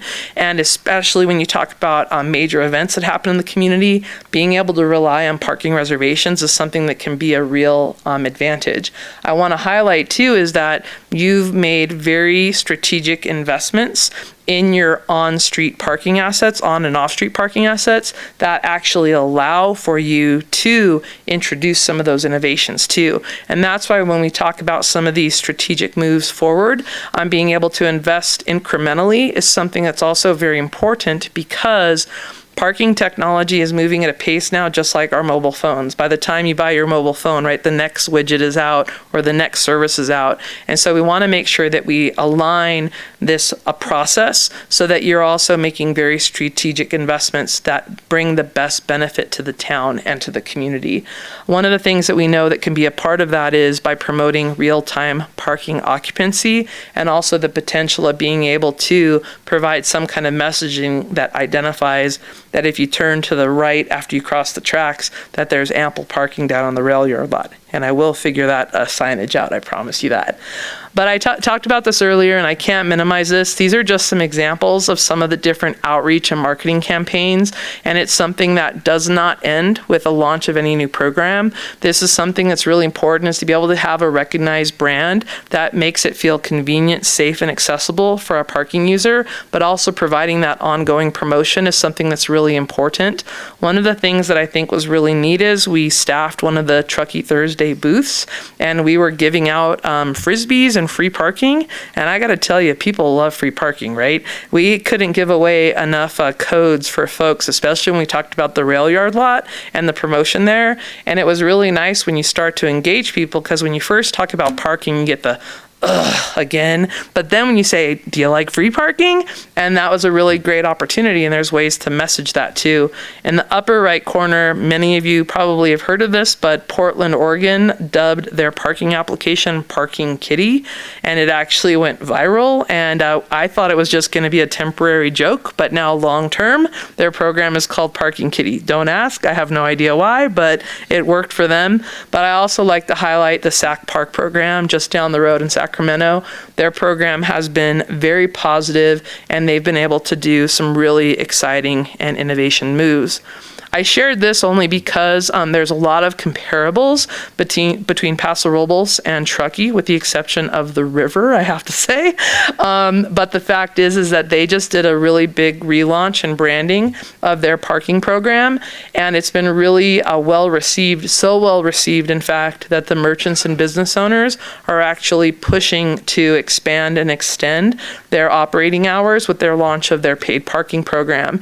And it's been a very engaged process with the stakeholders and the leadership of the city, and being able to really get that message out there. And this is just a sampling of just some of the things that they've done over the last couple of months. I mentioned loading zones earlier, but I also like to talk about the fact that our loading zones are transforming, and the fact that we now have so many new innovations when it comes to things like Uber and Lyft and other rideshare or TNC programs.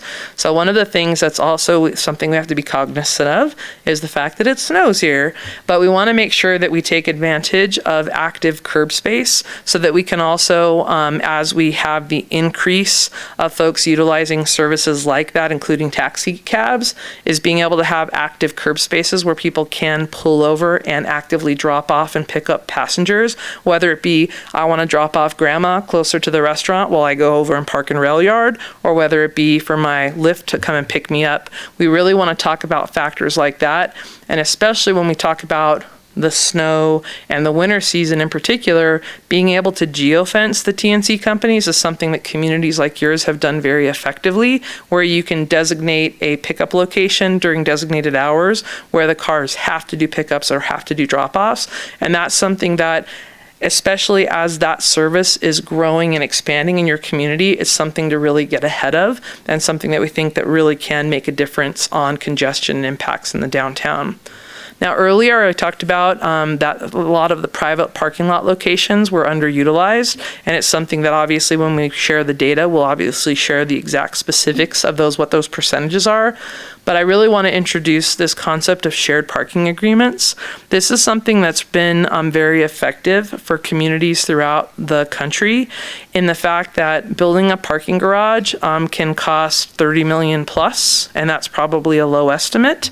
And what's happened before we do that is, in terms of managing existing parking resources, is leveraging private parking lots and being able to establish shared agreements. We identified a couple of locations already that the hope is to be able to work with potentially facilities like that to introduce these opportunities. We had a really great opportunity in the city of San Leandro, California, which is in the Bay Area, and we introduced a monetized shared parking agreement. And what's been really exciting about that particular shared parking agreement is that the way that the revenue share works is, after the city pays for the infrastructure that was installed. There's a revenue split for the upside, but from a redevelopment perspective, the city mandated in the contract that the property owner had to reinvest that money into the building's facade, which was really great. So for the updating of the building and really the character of the downtown, it was a win-win on both sides. And it was something that that property owner didn't have the opportunity to generate revenues to be able to fund that. And so it's been a win-win on all sides. And I also have to highlight that that particular location is generating more monies than any other location in the city of San Leandro. So it's something that we're particularly excited about. And one of the reasons why this has become more prevalent in our industry is because of the issue of insurance and indemnification, is the fact that the indemnification, like rulings and the paperwork, have allowed for the property owners to be released of the liability with the agreements that have been negotiated, so that if I'm parking on the Bank of America parking lot at 9 o'clock at night, I'm not coming after the Bank of America. It's basically, again, through the shared parking agreement. So it's been a very effective solution and something that can be very cost effective when you have limited assets. I can also highlight that in Park City, this was particularly important because we can't build anything in Park City, especially a parking garage. And so this was something with the mountains that surrounded us, we were very limited. So shared parking agreements became a really important tool for us. And so something that can definitely be considered here. I touched on this already, and that's an example of when we were in the Truckee Thursdays booth with our Frisbees. But the special events, the opportunity to really, again, encourage alternative uses of transportation. There's a lot of neat programs that can come into play when you talk about being able to promote discounted or free codes to be able to use rideshare programs. When you have downtown events, I have to tell you that collaboration with companies like that have proven to be very effective. But you also, through the technology that I mentioned, if you want to also create flat rates for parking, things like that, these are all options that are available to the town. And then just in wrap up, the action plan, it really will provide that informational guideline. We like to talk about it being an implementation package in the respect that it really outlines the step-by-step of how to adopt the plans. And what I would anticipate is, after we've presented the action plan and addressed questions and answers, is that then the town has the opportunity to then staff can bring informational packages to you and for implementation approval. And that's usually when the funding mechanisms come on. Typically when we bring an action plan forward, it's something that is accepted in whole in the respect that it's a comprehensive plan, but it's not necessarily the requirements. And then what happens is staff typically comes forward with the implementation packages for your approval based on the priorities and precedent of what you all require or request. And then I just like to highlight that we are still collecting stakeholder information. We actually have a Survey Monkey out there. Right now it'll be posted through October 18th. And we're trying to just, again, generate as much response as possible so that we can get as much feedback incorporated into the action plan and making sure that we're addressing all of the community needs. I like to really highlight the fact that we try to be as comprehensive as possible, and while not everybody has the same priorities, and while we may not all agree, we try to take all of that into account so that we're being as fair and equitable as possible in the action plan and making sure we're addressing all of the responses and requests. And with that, in terms of next steps, we're hoping to incorporate your feedback tonight, any of the priorities of anything you've heard me describe or anything that maybe I haven't covered tonight, and then proceeding on with that action plan, incorporating any of your feedback tonight, and then being able to continue with some of the implementation work that we're doing at the police department right now with some of the technology evaluations, and then hopefully coming back to you not only with the final plan, but then also potential implementation packages. And with that, I've also shared our contact information too, so that if anybody that's listening to tonight's meeting, if anybody has additional feedback that they'd like to share with us, the email address is there on the board. And with that, I thank you very much for having us tonight. Thank you, Julie. That was super informative. I think what we're going to do first is just open this up for any clarifying questions from council, and then we'll open it up for public comment. And then we'll bring it back to council for, further discussion or direction. Great. So with that, are there any questions from council? I I have a very quick question, but I'm going to bail in about 5 minutes. So I'm going to excuse myself. But my only really comprehensive thank you. I know we're not deliberating yet, but I think it's just an informational item anyway. One thing I've heard a lot is the concept of the season pass. We're all very used to that up here. And I've heard just from people, like, every time they literally have to pay to park is sort of a deterrent to them because they feel like they're shelling out every time. And so if there was some rate that I have no idea how you would come up with it at, but that people could buy like an annual parking pass, and we could just sort of monitor that over a couple of years to see, who wins, right? And the good old ski resort model. I think that'd be I think it's an effective way to get a lot of locals who have been who just have this anathema to paid parking, maybe to come back downtown if they weren't shelling out $2 every time or something. But that was just an idea I had. Hi, thank you so much for all of that information. It was, again, quite a bit. So I'm curious, you mentioned when you were talking about the conversation or the thought around, well, we need to have a parking garage and that we really need to be utilizing our current assets to the absolute maximum possible so that we can then determine what our need is and if there really is a need for a parking garage. So I would understand that to be our current and present need. So my question is, how do you project into the future, or how do you assume what our need will be in 5 or 10 years as opposed to what our need is today? And then my second question, which I'll just give you both, you can answer as you choose. The survey, I think that's a really great idea. A lot of what I've seen when I'm listening or observing or kind of hearing what concerns and feedback are regarding parking in the community, as far as I'm aware, it seems like there might be a bit of an overarching lack of knowledge as far as what the fees are paying for and where that money is going to.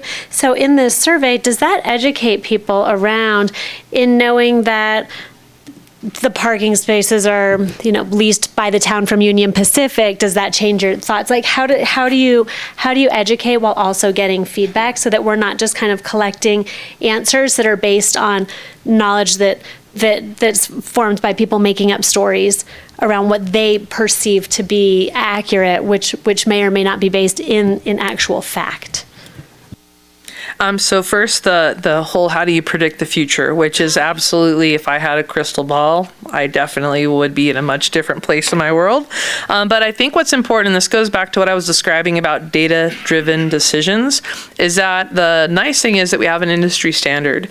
When you hit 85% occupancy, it basically means you're near or at capacity, which right now means for on-street, you have about 1 or 2 parking spaces available per block face. That's like your optimized parking management system. And so what we're really kind of doing here to a certain degree with the data collection is we're almost baselining you so that we're really going to be able to see, like, what do we need to do to start to manage parking, find out where we should be putting the employees to park. So again, all of the factors that I've described.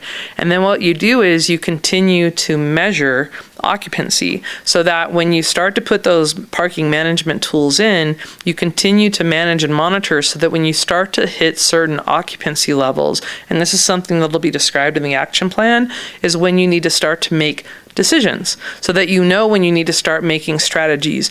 Maybe you need to introduce different shuttles or different commuter solutions or carpool permits or whatever those things are. That's when you start to have those measures in place. And that's why it's so important when we talk about that issue of perception, is that making sure that we're talking about actuality, and that's where the statistics can actually help inform you.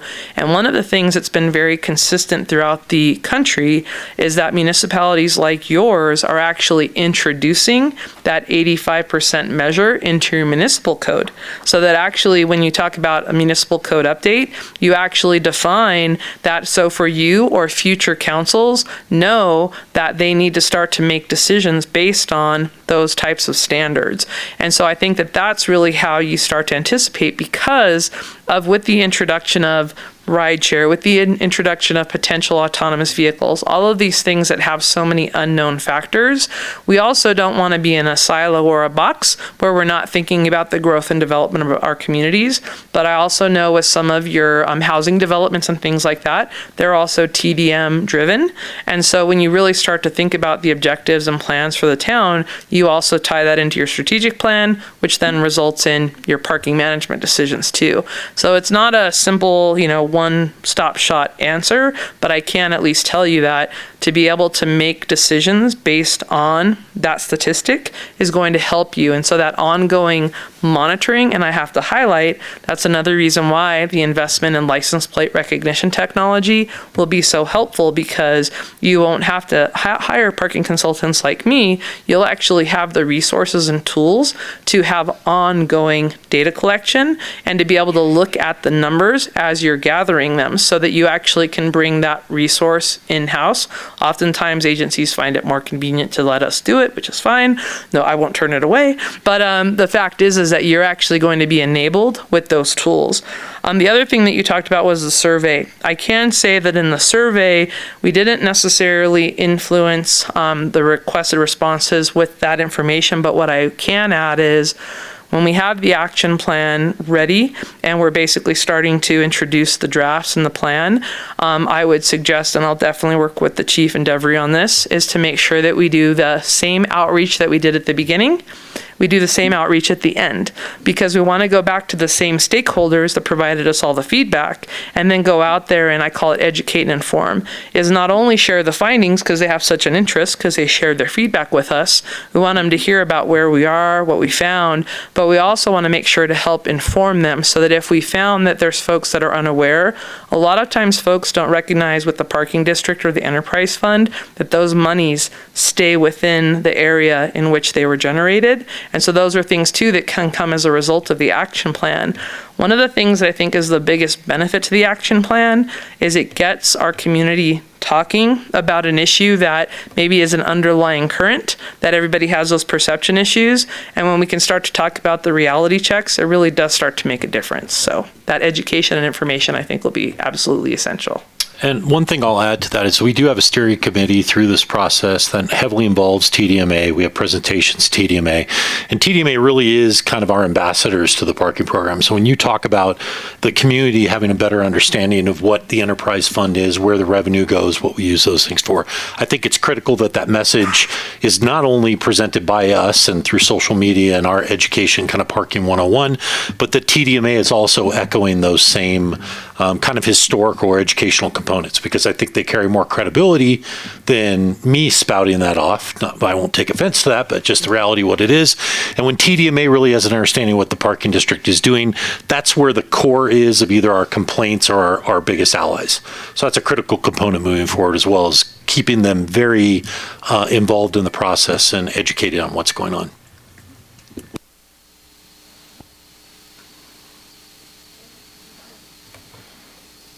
I just want to say thank you very much. That was very informative. Thank you. I do have a couple questions. It was great, actually. I've had lots of presentations and different things like that in my life, and my stuff, and that was very good, especially from a survey standpoint. So how do you contemplate, there's currently a back lot that's back off of Jaboom, that those number of vehicles are there now, and whatever changes with that property in the future, those vehicles will be pushed out. And so when you're assessing and coming up with whatever 85% is on the current model, are those vehicles being included in that? Are they not? And how does that work? That's one question. Let me give you one at a time, or? Oh, go ahead. I'm writing them down. And then the second question is with your experience and I kind of like the idea of, and I've seen in use in different places, the private parking lots and coming up with an agreement that utilizes it. Obviously, there's times when it's more available than other times.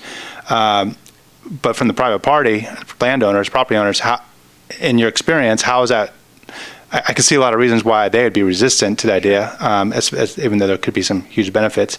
And the last question is when you're kind of going through coming up with the parking plan, I mean, the parking plan is currently aligned the way the parking lots are currently aligned, parking spaces are currently aligned the way they are. You talked about having a drop off, those kind of things. Do you include in that plan kind of suggestions or ways to utilize our footprint, for lack of a better word, to use it better, to either A, use for the same number of spots, or B, to fit better spots or more spots into that? I'll start with the last one first. So in terms of optimization of your current designs, it's both. Is you basically come in and see if there's opportunities that we can propose to the town engineer for consideration. I by no means am an engineer, but we've done enough of this work that we can maybe suggest that it be something to be evaluated. But then also really utilizing the existing inventory is something that's really prevalent when it comes to trying to find out what that balance is. And there also can be potentially a repurposing of spaces like you were sharing that and sometimes folks may balk at the fact that maybe we want to introduce, and I'll just use the example, a couple of short-term parking spaces, at least one per block face that allows for. A great example is we now have Uber Eats, Postmates, and whatever other food delivery services there are that are just starting to become more and more prevalent. And what's happening in a lot of communities, those cars are now double parking while they run in to pick up their food pickup, and they're causing a lot of congestion. So an opportunity for being able to have a short-term parking space each block face is something that can not only support that type of impact that affects traffic, but also I need to go run in and pick up something from or pick up my dry cleaning or whatever the case may be. It's little things like that too, that again in coordination with the engineers and public works and factors like that really come into that play. Now, going back to your comment about Jaboom is a really great question. I will say that those are numbers that are included in our parking survey for the occupancy. So that's something that we have identified what those numbers are, so that if suddenly someone comes forward and says, we're going to develop this location, we know what kind of numbers that we're dealing with. But that's also where some of the things that we introduced very early on is maybe innovating the employee parking permit program to motivate and incentivize folks to carpool. I can tell you in some communities that we've worked in, carpool permits are free. Because if you drive into town with 2 or 3 of your coworkers, that's now eliminating 2 vehicles potentially. And so there's things that we can do that can also provide opportunity, and that's how we look at it, as opportunity. And so I will say that those are things that will definitely come into play and into factor of some of those recommendations moving forward, so that when we are talking about parking assets, we really need to look at what we really do have available. We've even looked at the potential of remote locations, things like that, where shuttling folks into town, employees, things like that. That can become prevalent at certain times of the year, but those are all things that we'll definitely delve into.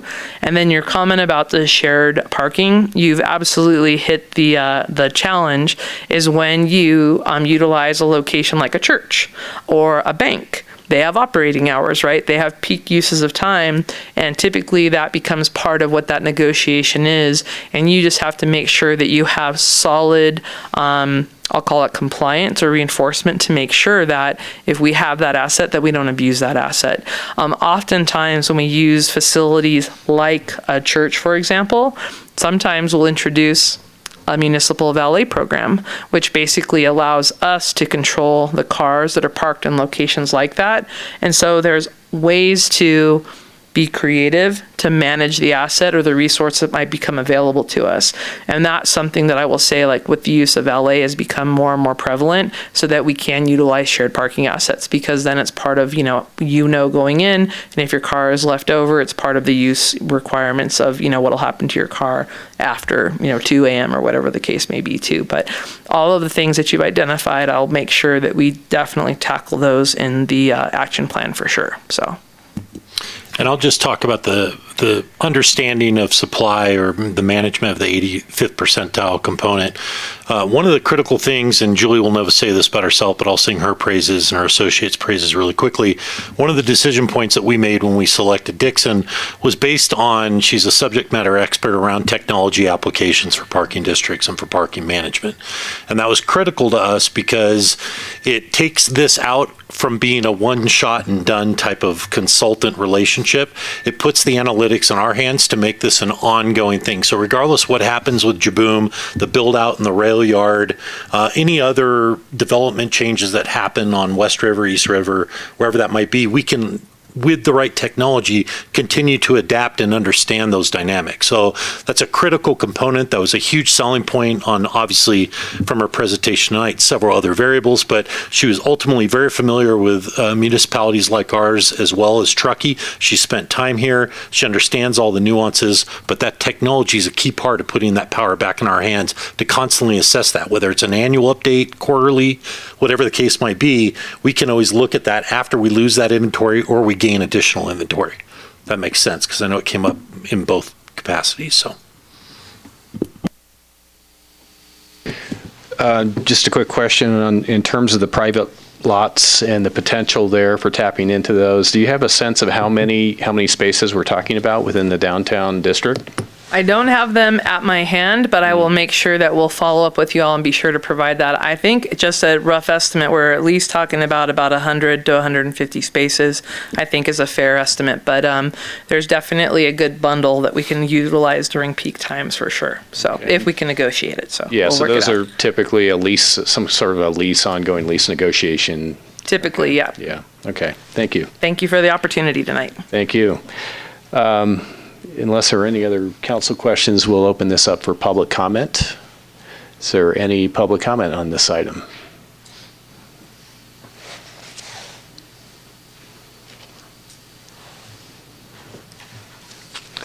If you would please state your name for the record, and you'll have 3 minutes. Dan Cockrum. At noon on Wednesday, September 25th, I happened to encounter a consultant's field person conducting the downtown parking study and questioned why one would study parking in the middle of the week during one of the slowest periods of the year. I also questioned why no one was surveying the existing parking impact on the High and South River Street residential neighborhoods. On Saturday, October 5th at noon, during the Downtown Wine Walk special event, I conducted my own survey and found that all of Truckee's downtown public on-street and surface lot parking was fully utilized. Of the 376 recently completed spaces in the rail yard development, little to no space was available. The temporary Jaboom Street lot was full, and all available spaces on High and South River Streets were full. All day vehicles were observed driving through adjacent neighborhoods looking for parking. The point is that regardless of the result from current and past parking studies, downtown Truckee has a parking problem, and those of us who live downtown see the problem every day. Yet the developers keep coming with alternative parking plans, and the town staff keeps recommending parking plans that reduce on-site parking below the requirements in the town's development code. And the Planning Commission and council makers approve these plans. One only has to look at the approved projects such as the 20% reduction of parking required at the Colburn Crossing, the 34% reduction of the Artist Loft, and the zero on-site parking for the 378-seat Art House Theater. Then there's also the proposed 70% reduction in required space for the parking for the Hotel Avery, and the 50% reduction for the 5-story 80-unit residence at Jaboom Street that are proposed. The Jaboom Street project also proposes the building of a 30-space public parking lot in the historic district of High Street. Continuing to deviate from the code requirements only pushes parking onto existing public spaces and surrounding neighborhoods. All the untested theories of park once, shared parking, vehicle sharing, fancy no vehicle lease agreements, and installing more electric vehicle charging stations fail to address the real problem. New development must have adequate on-site parking. Simply look at the resulting sharing of new rail yard parking, and one can see that there's nothing left to share. The town has reasonable design guidelines and codes. All we ask as citizens is that you elected officials see that they are followed. Thank you for your time. Thank you, Dan. That was perfect timing, by the way. 3 minutes exactly. Good afternoon, council members. I am Ruth Jackson Hall. I'm a 41-year resident of Truckee. I've lived most of that time downtown on either East River Street and currently on High Street. I'm here today because of my concern about parking issues downtown and the impacts of infill development and the goal for a more walkable community. I feel we are not facing the reality that is downtown Truckee today. I am concerned that new development that is being approved without the required on-site parking will add to already failing parking and traffic conditions.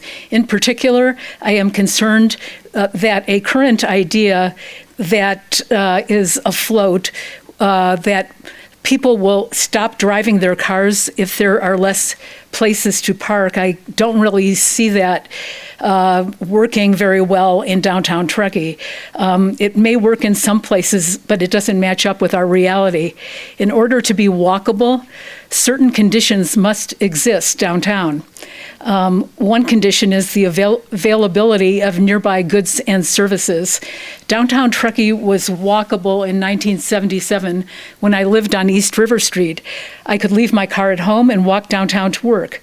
I could fulfill my family's basic needs with affordable goods and services offered at downtown businesses, which included a drugstore, a general store with a meat counter, a bank, affordable restaurants and clothing stores, and much more.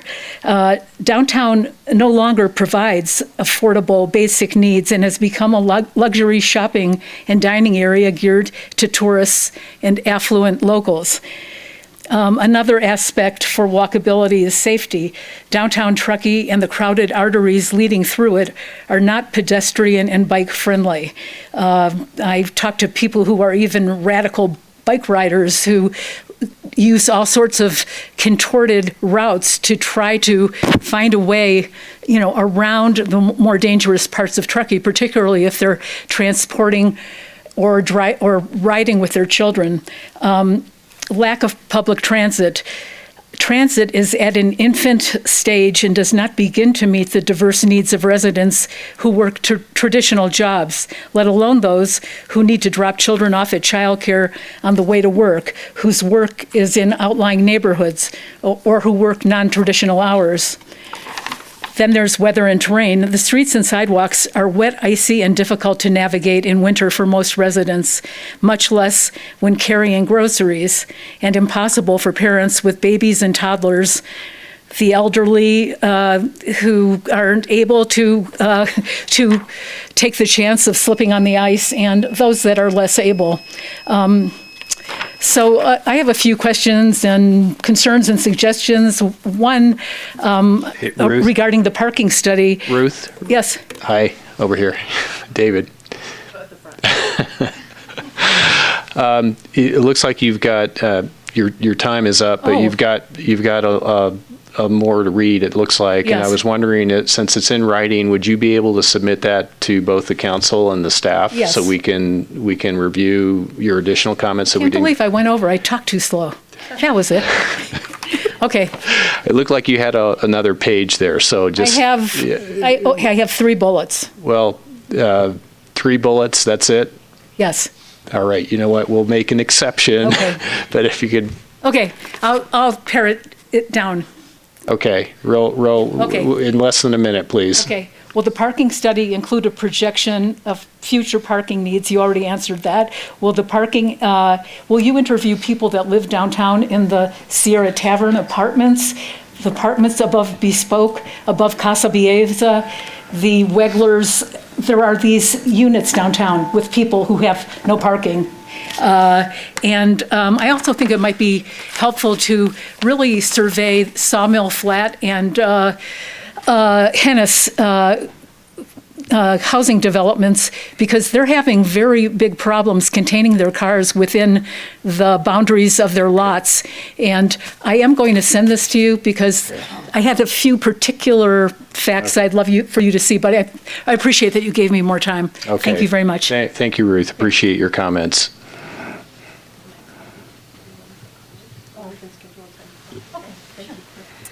Well, I'm another Ruth Cross, and I also have lived here since 1972, and I live on South River Street. And I'm also really concerned about becoming a parking lot for downtown. You know, I don't mind parking on special events, even though I get a little pissed off about having to clean up the glass that's broken and all the other stuff, but I still don't mind that. It's just the everyday parking. And I'm particularly concerned about the employee parking because, yes, you have permits, but they cost a lot. And I also want to know if the lumberyard was included in your 30%, you know, because that is actually not in the downtown area. Because we did buy permits this year for all our employees for a very large sum of money.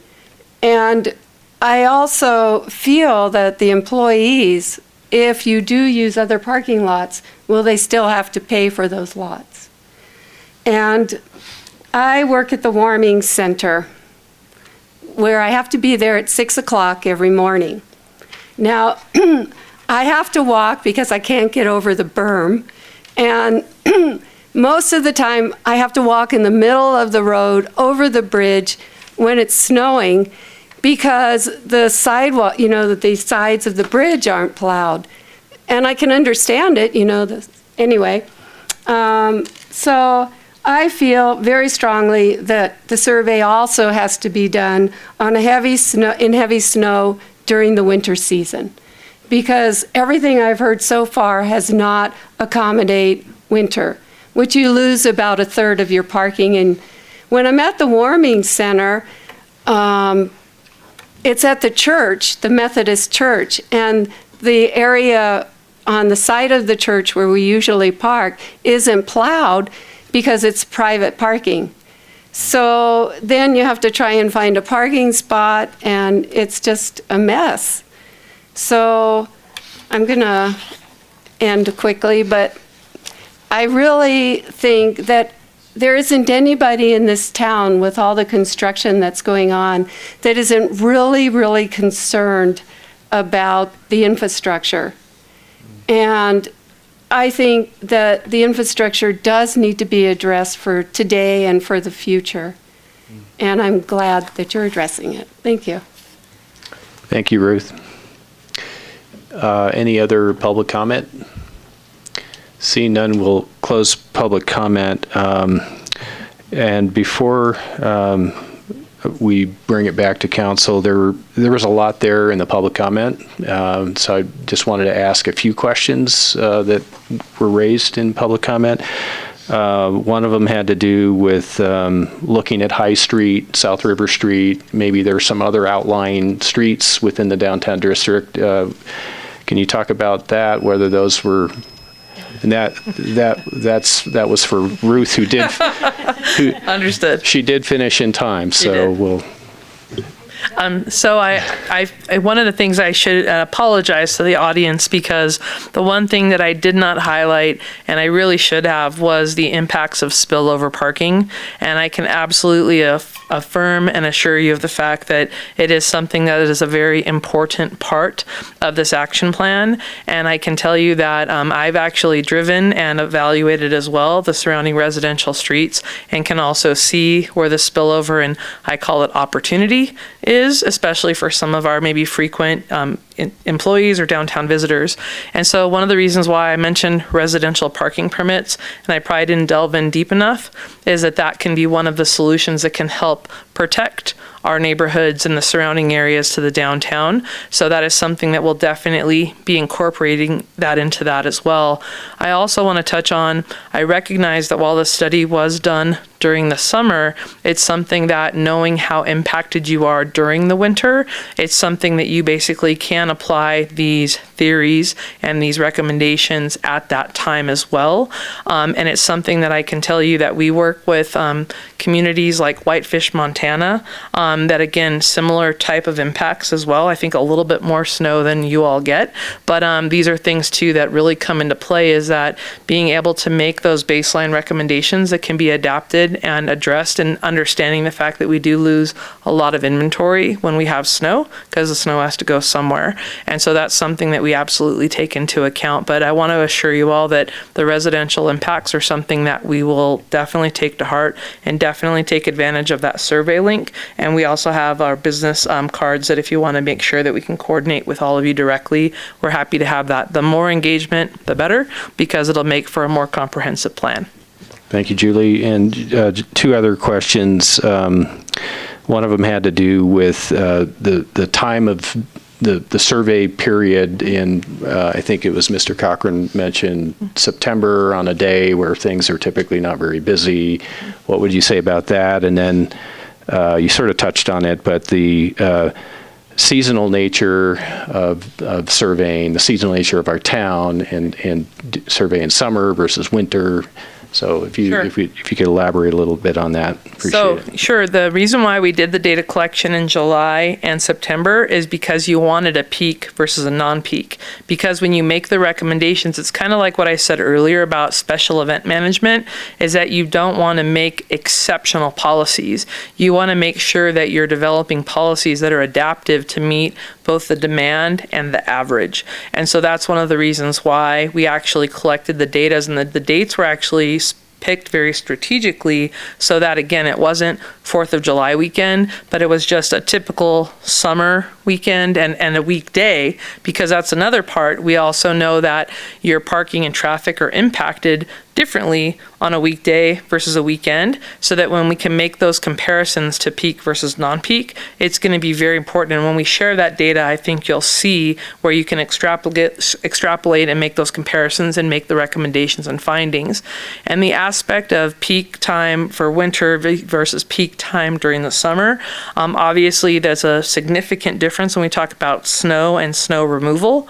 And so those are things that also come into play. Now, if we find after this initial data collection and the findings as we're studying this, if I need to come back to the chief and say, hey chief, we need to come back in December or come back in January or February, that's something that we'll definitely be forthcoming on. But I can just speak from experience that we've been able to be very effective in having those peak and non-peak occupancies and being able to apply them during our winter seasons too.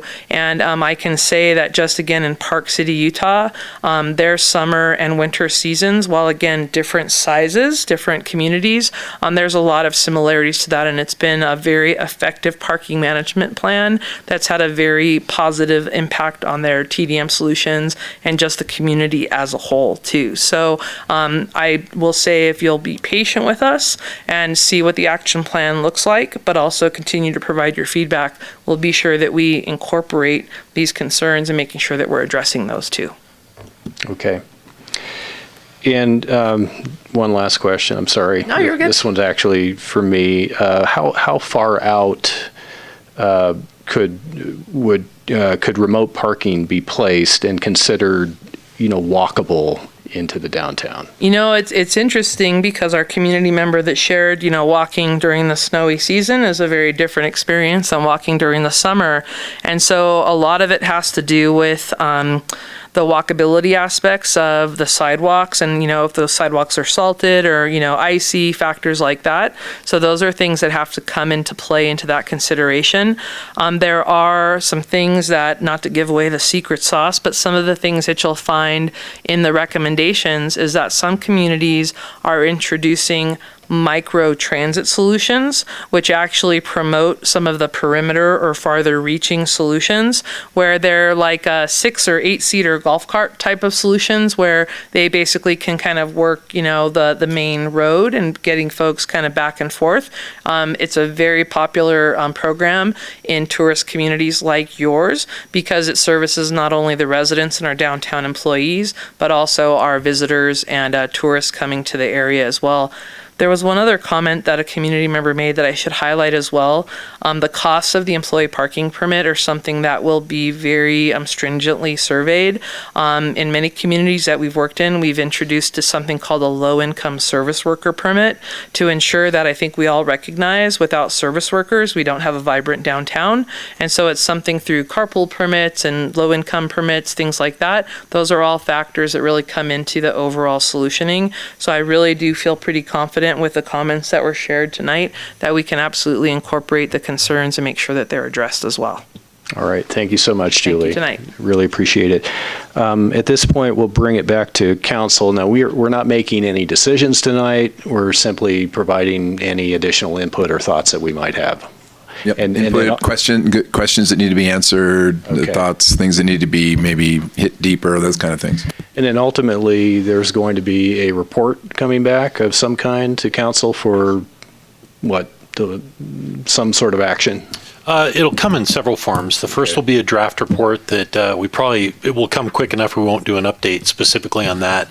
We'll finalize, we'll take the questions, the input that we received tonight and tweak that to make sure that the final report addresses those. We could certainly do an update when the final report is brought in, and then of course any of the purchases through the enterprise fund and the revenue source to implement some of the technology or staffing or whatever else we decide to do would be budget items that we would bring back to council or address in the budget process. Okay, thank you. And some of the longer term recommendations could end up in the downtown specific plan, very, very likely. Okay, great. All right, at this point, we'll open it back up for council discussion, direction. I'm happy to share my initial thoughts. I think it's a great starting place to take some data and look at what could be improved on and start the conversation and the brainstorming process. I can tell you that it would be highly challenging for me to buy into any sort of an action plan without having specific data in the wintertime in our town, because even though I can completely respect that we are very similar possibly to Whitefish or Park City, we have a handful of ski areas that draw people. So in the summer, people maybe come to Truckee or to the lake. But in the winter, we end up being this conduit of really just people come through and end up dispersing elsewhere. But if and when, and parking is an all-encompassing issue. I've met people in Truckee who planned an entire vacation to come up and ski and couldn't leave their car at the ski area. And because they had a babysitter and because they had a rental house and because everything else was aligned and paid for, they went to Truckee and went to the wine bar because there was really no other alternative for them. So I think that, one, it's important also to keep in mind that it really does have a significant impact on the way our community is perceived, not just from locals, but also from visitors, and that we want to, part of our mission really is to maintain our small town, integrity. And so coming up with creative solutions, I think it's a great start, but winter, and not only the less spots for snow removal, but we also have more people who are going to be in their vehicles. I wouldn't walk in town because I would be scared. I would be afraid that a car would slide into me. I see people on their bikes and I'm like, someone's going to slide into you, and it feels less safe. And so having more people in their vehicles just because of that, along with less spots, I feel strongly that we would need to have some data in the winter on a busy weekend, a typical winter weekend, and look at that, because I think that there might be some information there that would be valuable to a long-term action plan. Otherwise, I think it's a great start, and I look forward to seeing what the surveys come back with and what else we can do. And there's some really neat stuff going on that I had no idea existed. And I think that's it for now. And I love that golf cart option, the 6 to 8 seat, and just go back and forth and hop on. And I think that's just a great idea for the summertime. Thanks. Parking in Truckee. Who doesn't want to talk about that, right? This is exactly why we're conducting this survey, because it is a hot topic for us. And it impacts our community in inconsistent ways. And that's one of the challenges that we face because we want to create equity. And that's going to be really hard. So you have a challenging project in front of you. But I'm very impressed. The presentation was really informative, and it has actually spun some more questions and thoughts for me, but I'll wait till we see the draft report and kind of where we go with it, because I think the information provided from the SurveyMonkey will be very informative for all of us, including the council. And I will do my best to extend that SurveyMonkey out to as many people as possible. And I would just like to let you know, and I'm not sure how to fold this in, but we do have a new program that's being launched from Sierra Business Council, our Green Business Certification Program. One of the major criterias for that Green Business Certification is some sort of either carpooling or alternative transportation to those businesses. And so however we can incorporate that information for you moving forward, it is a nascent program. We have one business certified, but I suspect there will be quite a few more coming online over the next couple of years. So just wanted to let you know. Thank you. I think I was probably like one of the 5 people who actually liked paid parking back when it came out, because I could actually find a parking spot instead of drive around 5 times in a row, and one of the things that struck me is when you're making decisions, when you're collecting data, when you're doing the things that you need to do to make policy and make good decisions, is not looking at the outliers. You have to look at I use the 80% rule, but the 80% rule is essential, and you can't make good decisions if you're always building towards the extremes. And I really like the fact that that's something that you mentioned a couple times. And that gives, with good data, we can make a good decision. And keeping that stuff in mind, I think Jessica's point is good as well. But I don't think they're actually connected. I think it's a bigger picture, and we do need to, as a town, find ways to help our region have this conversation we've all been having for a long time, in ways to improve the mass amount of people coming through and just stopping here because they can't get anywhere, and which affects our parking. I think one of the other things I want to say as far as parking and the whole in Truckee goes is it's always going to be a problem. Our way our community is set up because of winter, because of the volume of people, because of the distances we all drive from where we live, it'd be nice to have a central town center, and much like Europe might have, but we're not in that same situation. We are a totally different world, in my opinion. And so parking is obviously always going to be an issue. It's going to be a battle we're going to continue, and adding spots is part of the solution when you're adding people to the place. And we can't, as much as it's nice to send them somewhere else to park, from a business standpoint, they want to show up. They want their people to show up. They want them to spend the money. They want them to be part of the business. And we just always got to keep that in mind, as that's the reality of where we live. So that's all I want to say. Yeah, I agree with pretty much everything I've heard up here. I think what's very interesting is when you think about our downtown core. Downtown came about, like many historic downtowns, were formed and evolved before the automobile. So we have higher density, we have a walkable downtown, and then about 50 years after the founding of our downtown, maybe 40, 50 years later, the advent of the automobile came into play.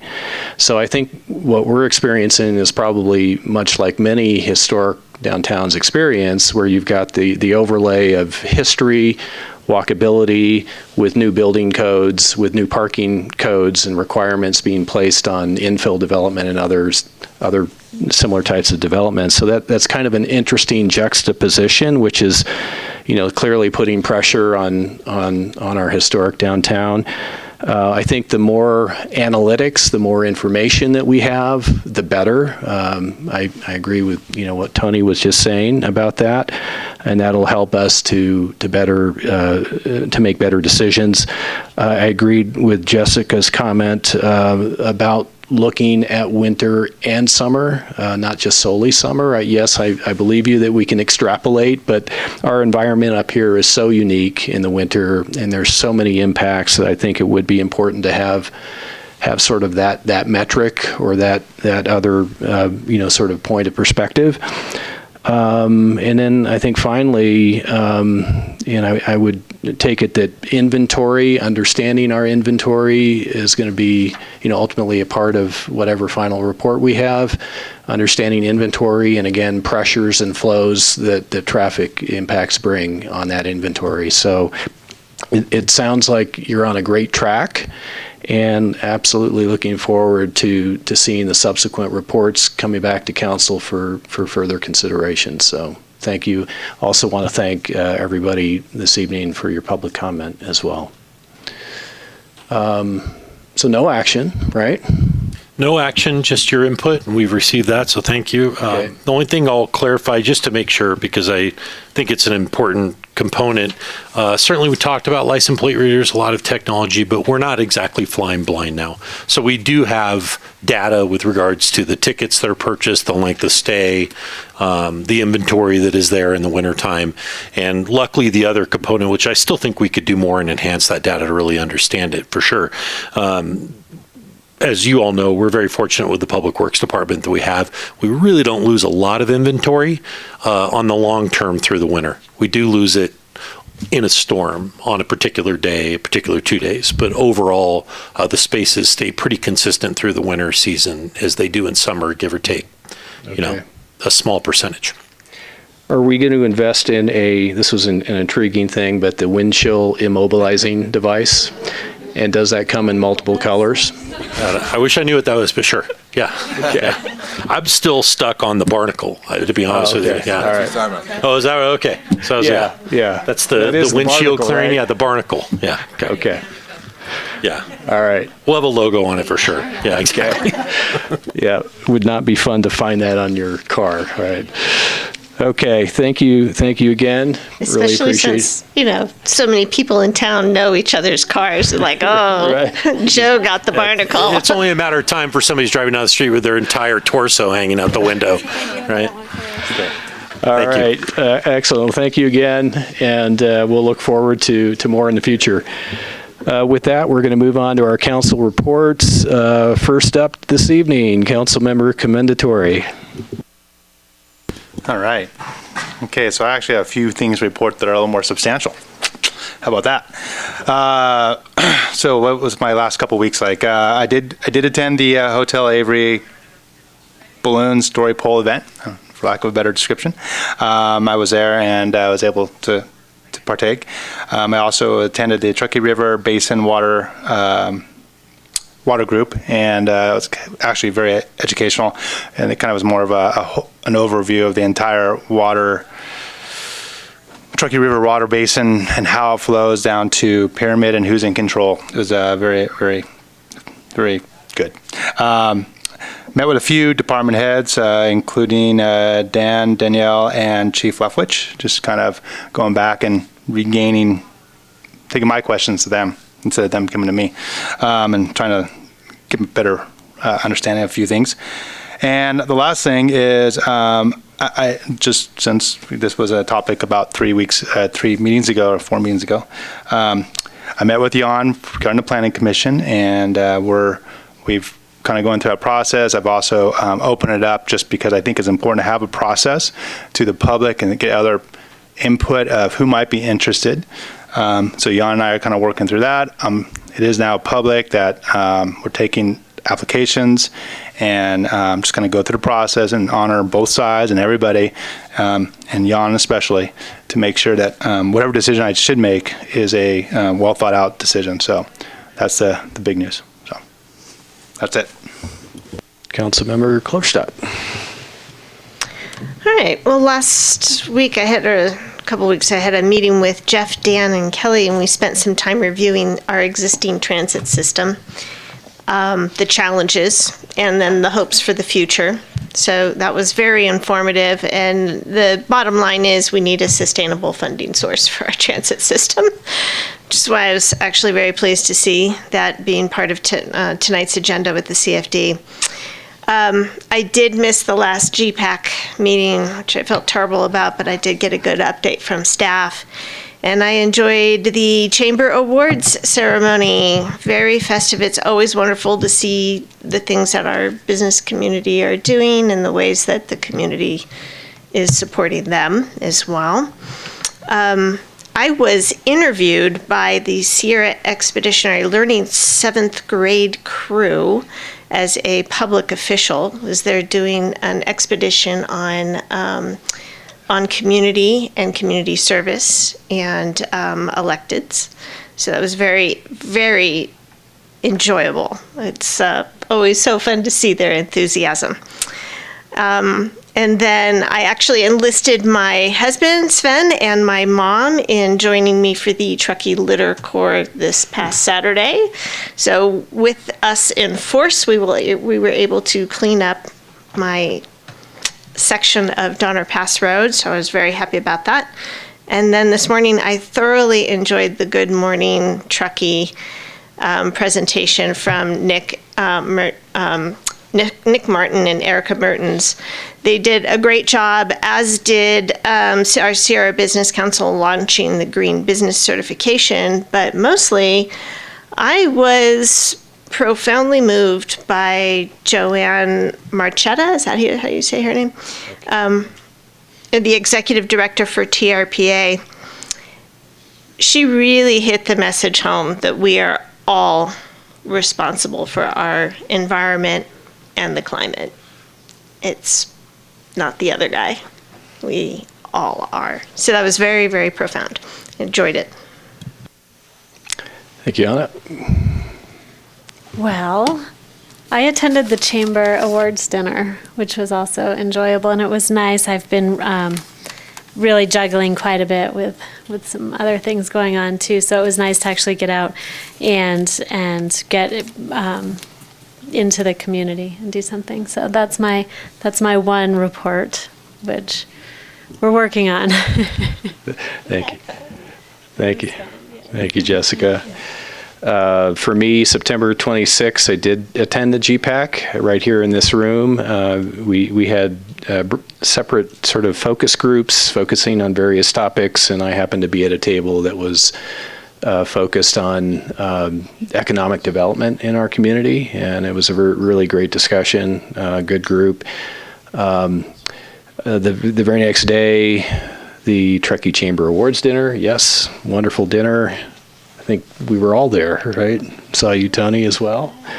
Wonderful community event, and really a reminder of how vibrant a community we have, how engaged a community we have. So that was a wonderful evening.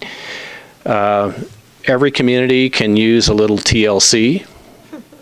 The Truckee Litter Corps, yes, Saturday, the second event, October 5th. Anna, wonderful to see you, and Sven, and many others. I think we had around 14 or so folks come out, and it's amazing how much litter could be picked up even by a relatively small crew. So looking forward to seeing how we can grow our numbers. Aaron, the new Civic Sparks intern, managed it and did a terrific job, so it was great. And then also Good Morning Truckee, I totally agree with Anna's take on that. Yeah, Nick and Erica did a wonderful job, and really as they were walking through that, just a reminder of how proud I am of our town and what we're doing. So with that, we are going to adjourn, and we've got a mini retreat, kind of a team building coming up in a couple of days, starting at 4 p.m. at the new courtyard, right? And then beyond that, we've got an October 22nd normal council meeting starting at the normal hour, 6 p.m. Okay, with that, we will adjourn.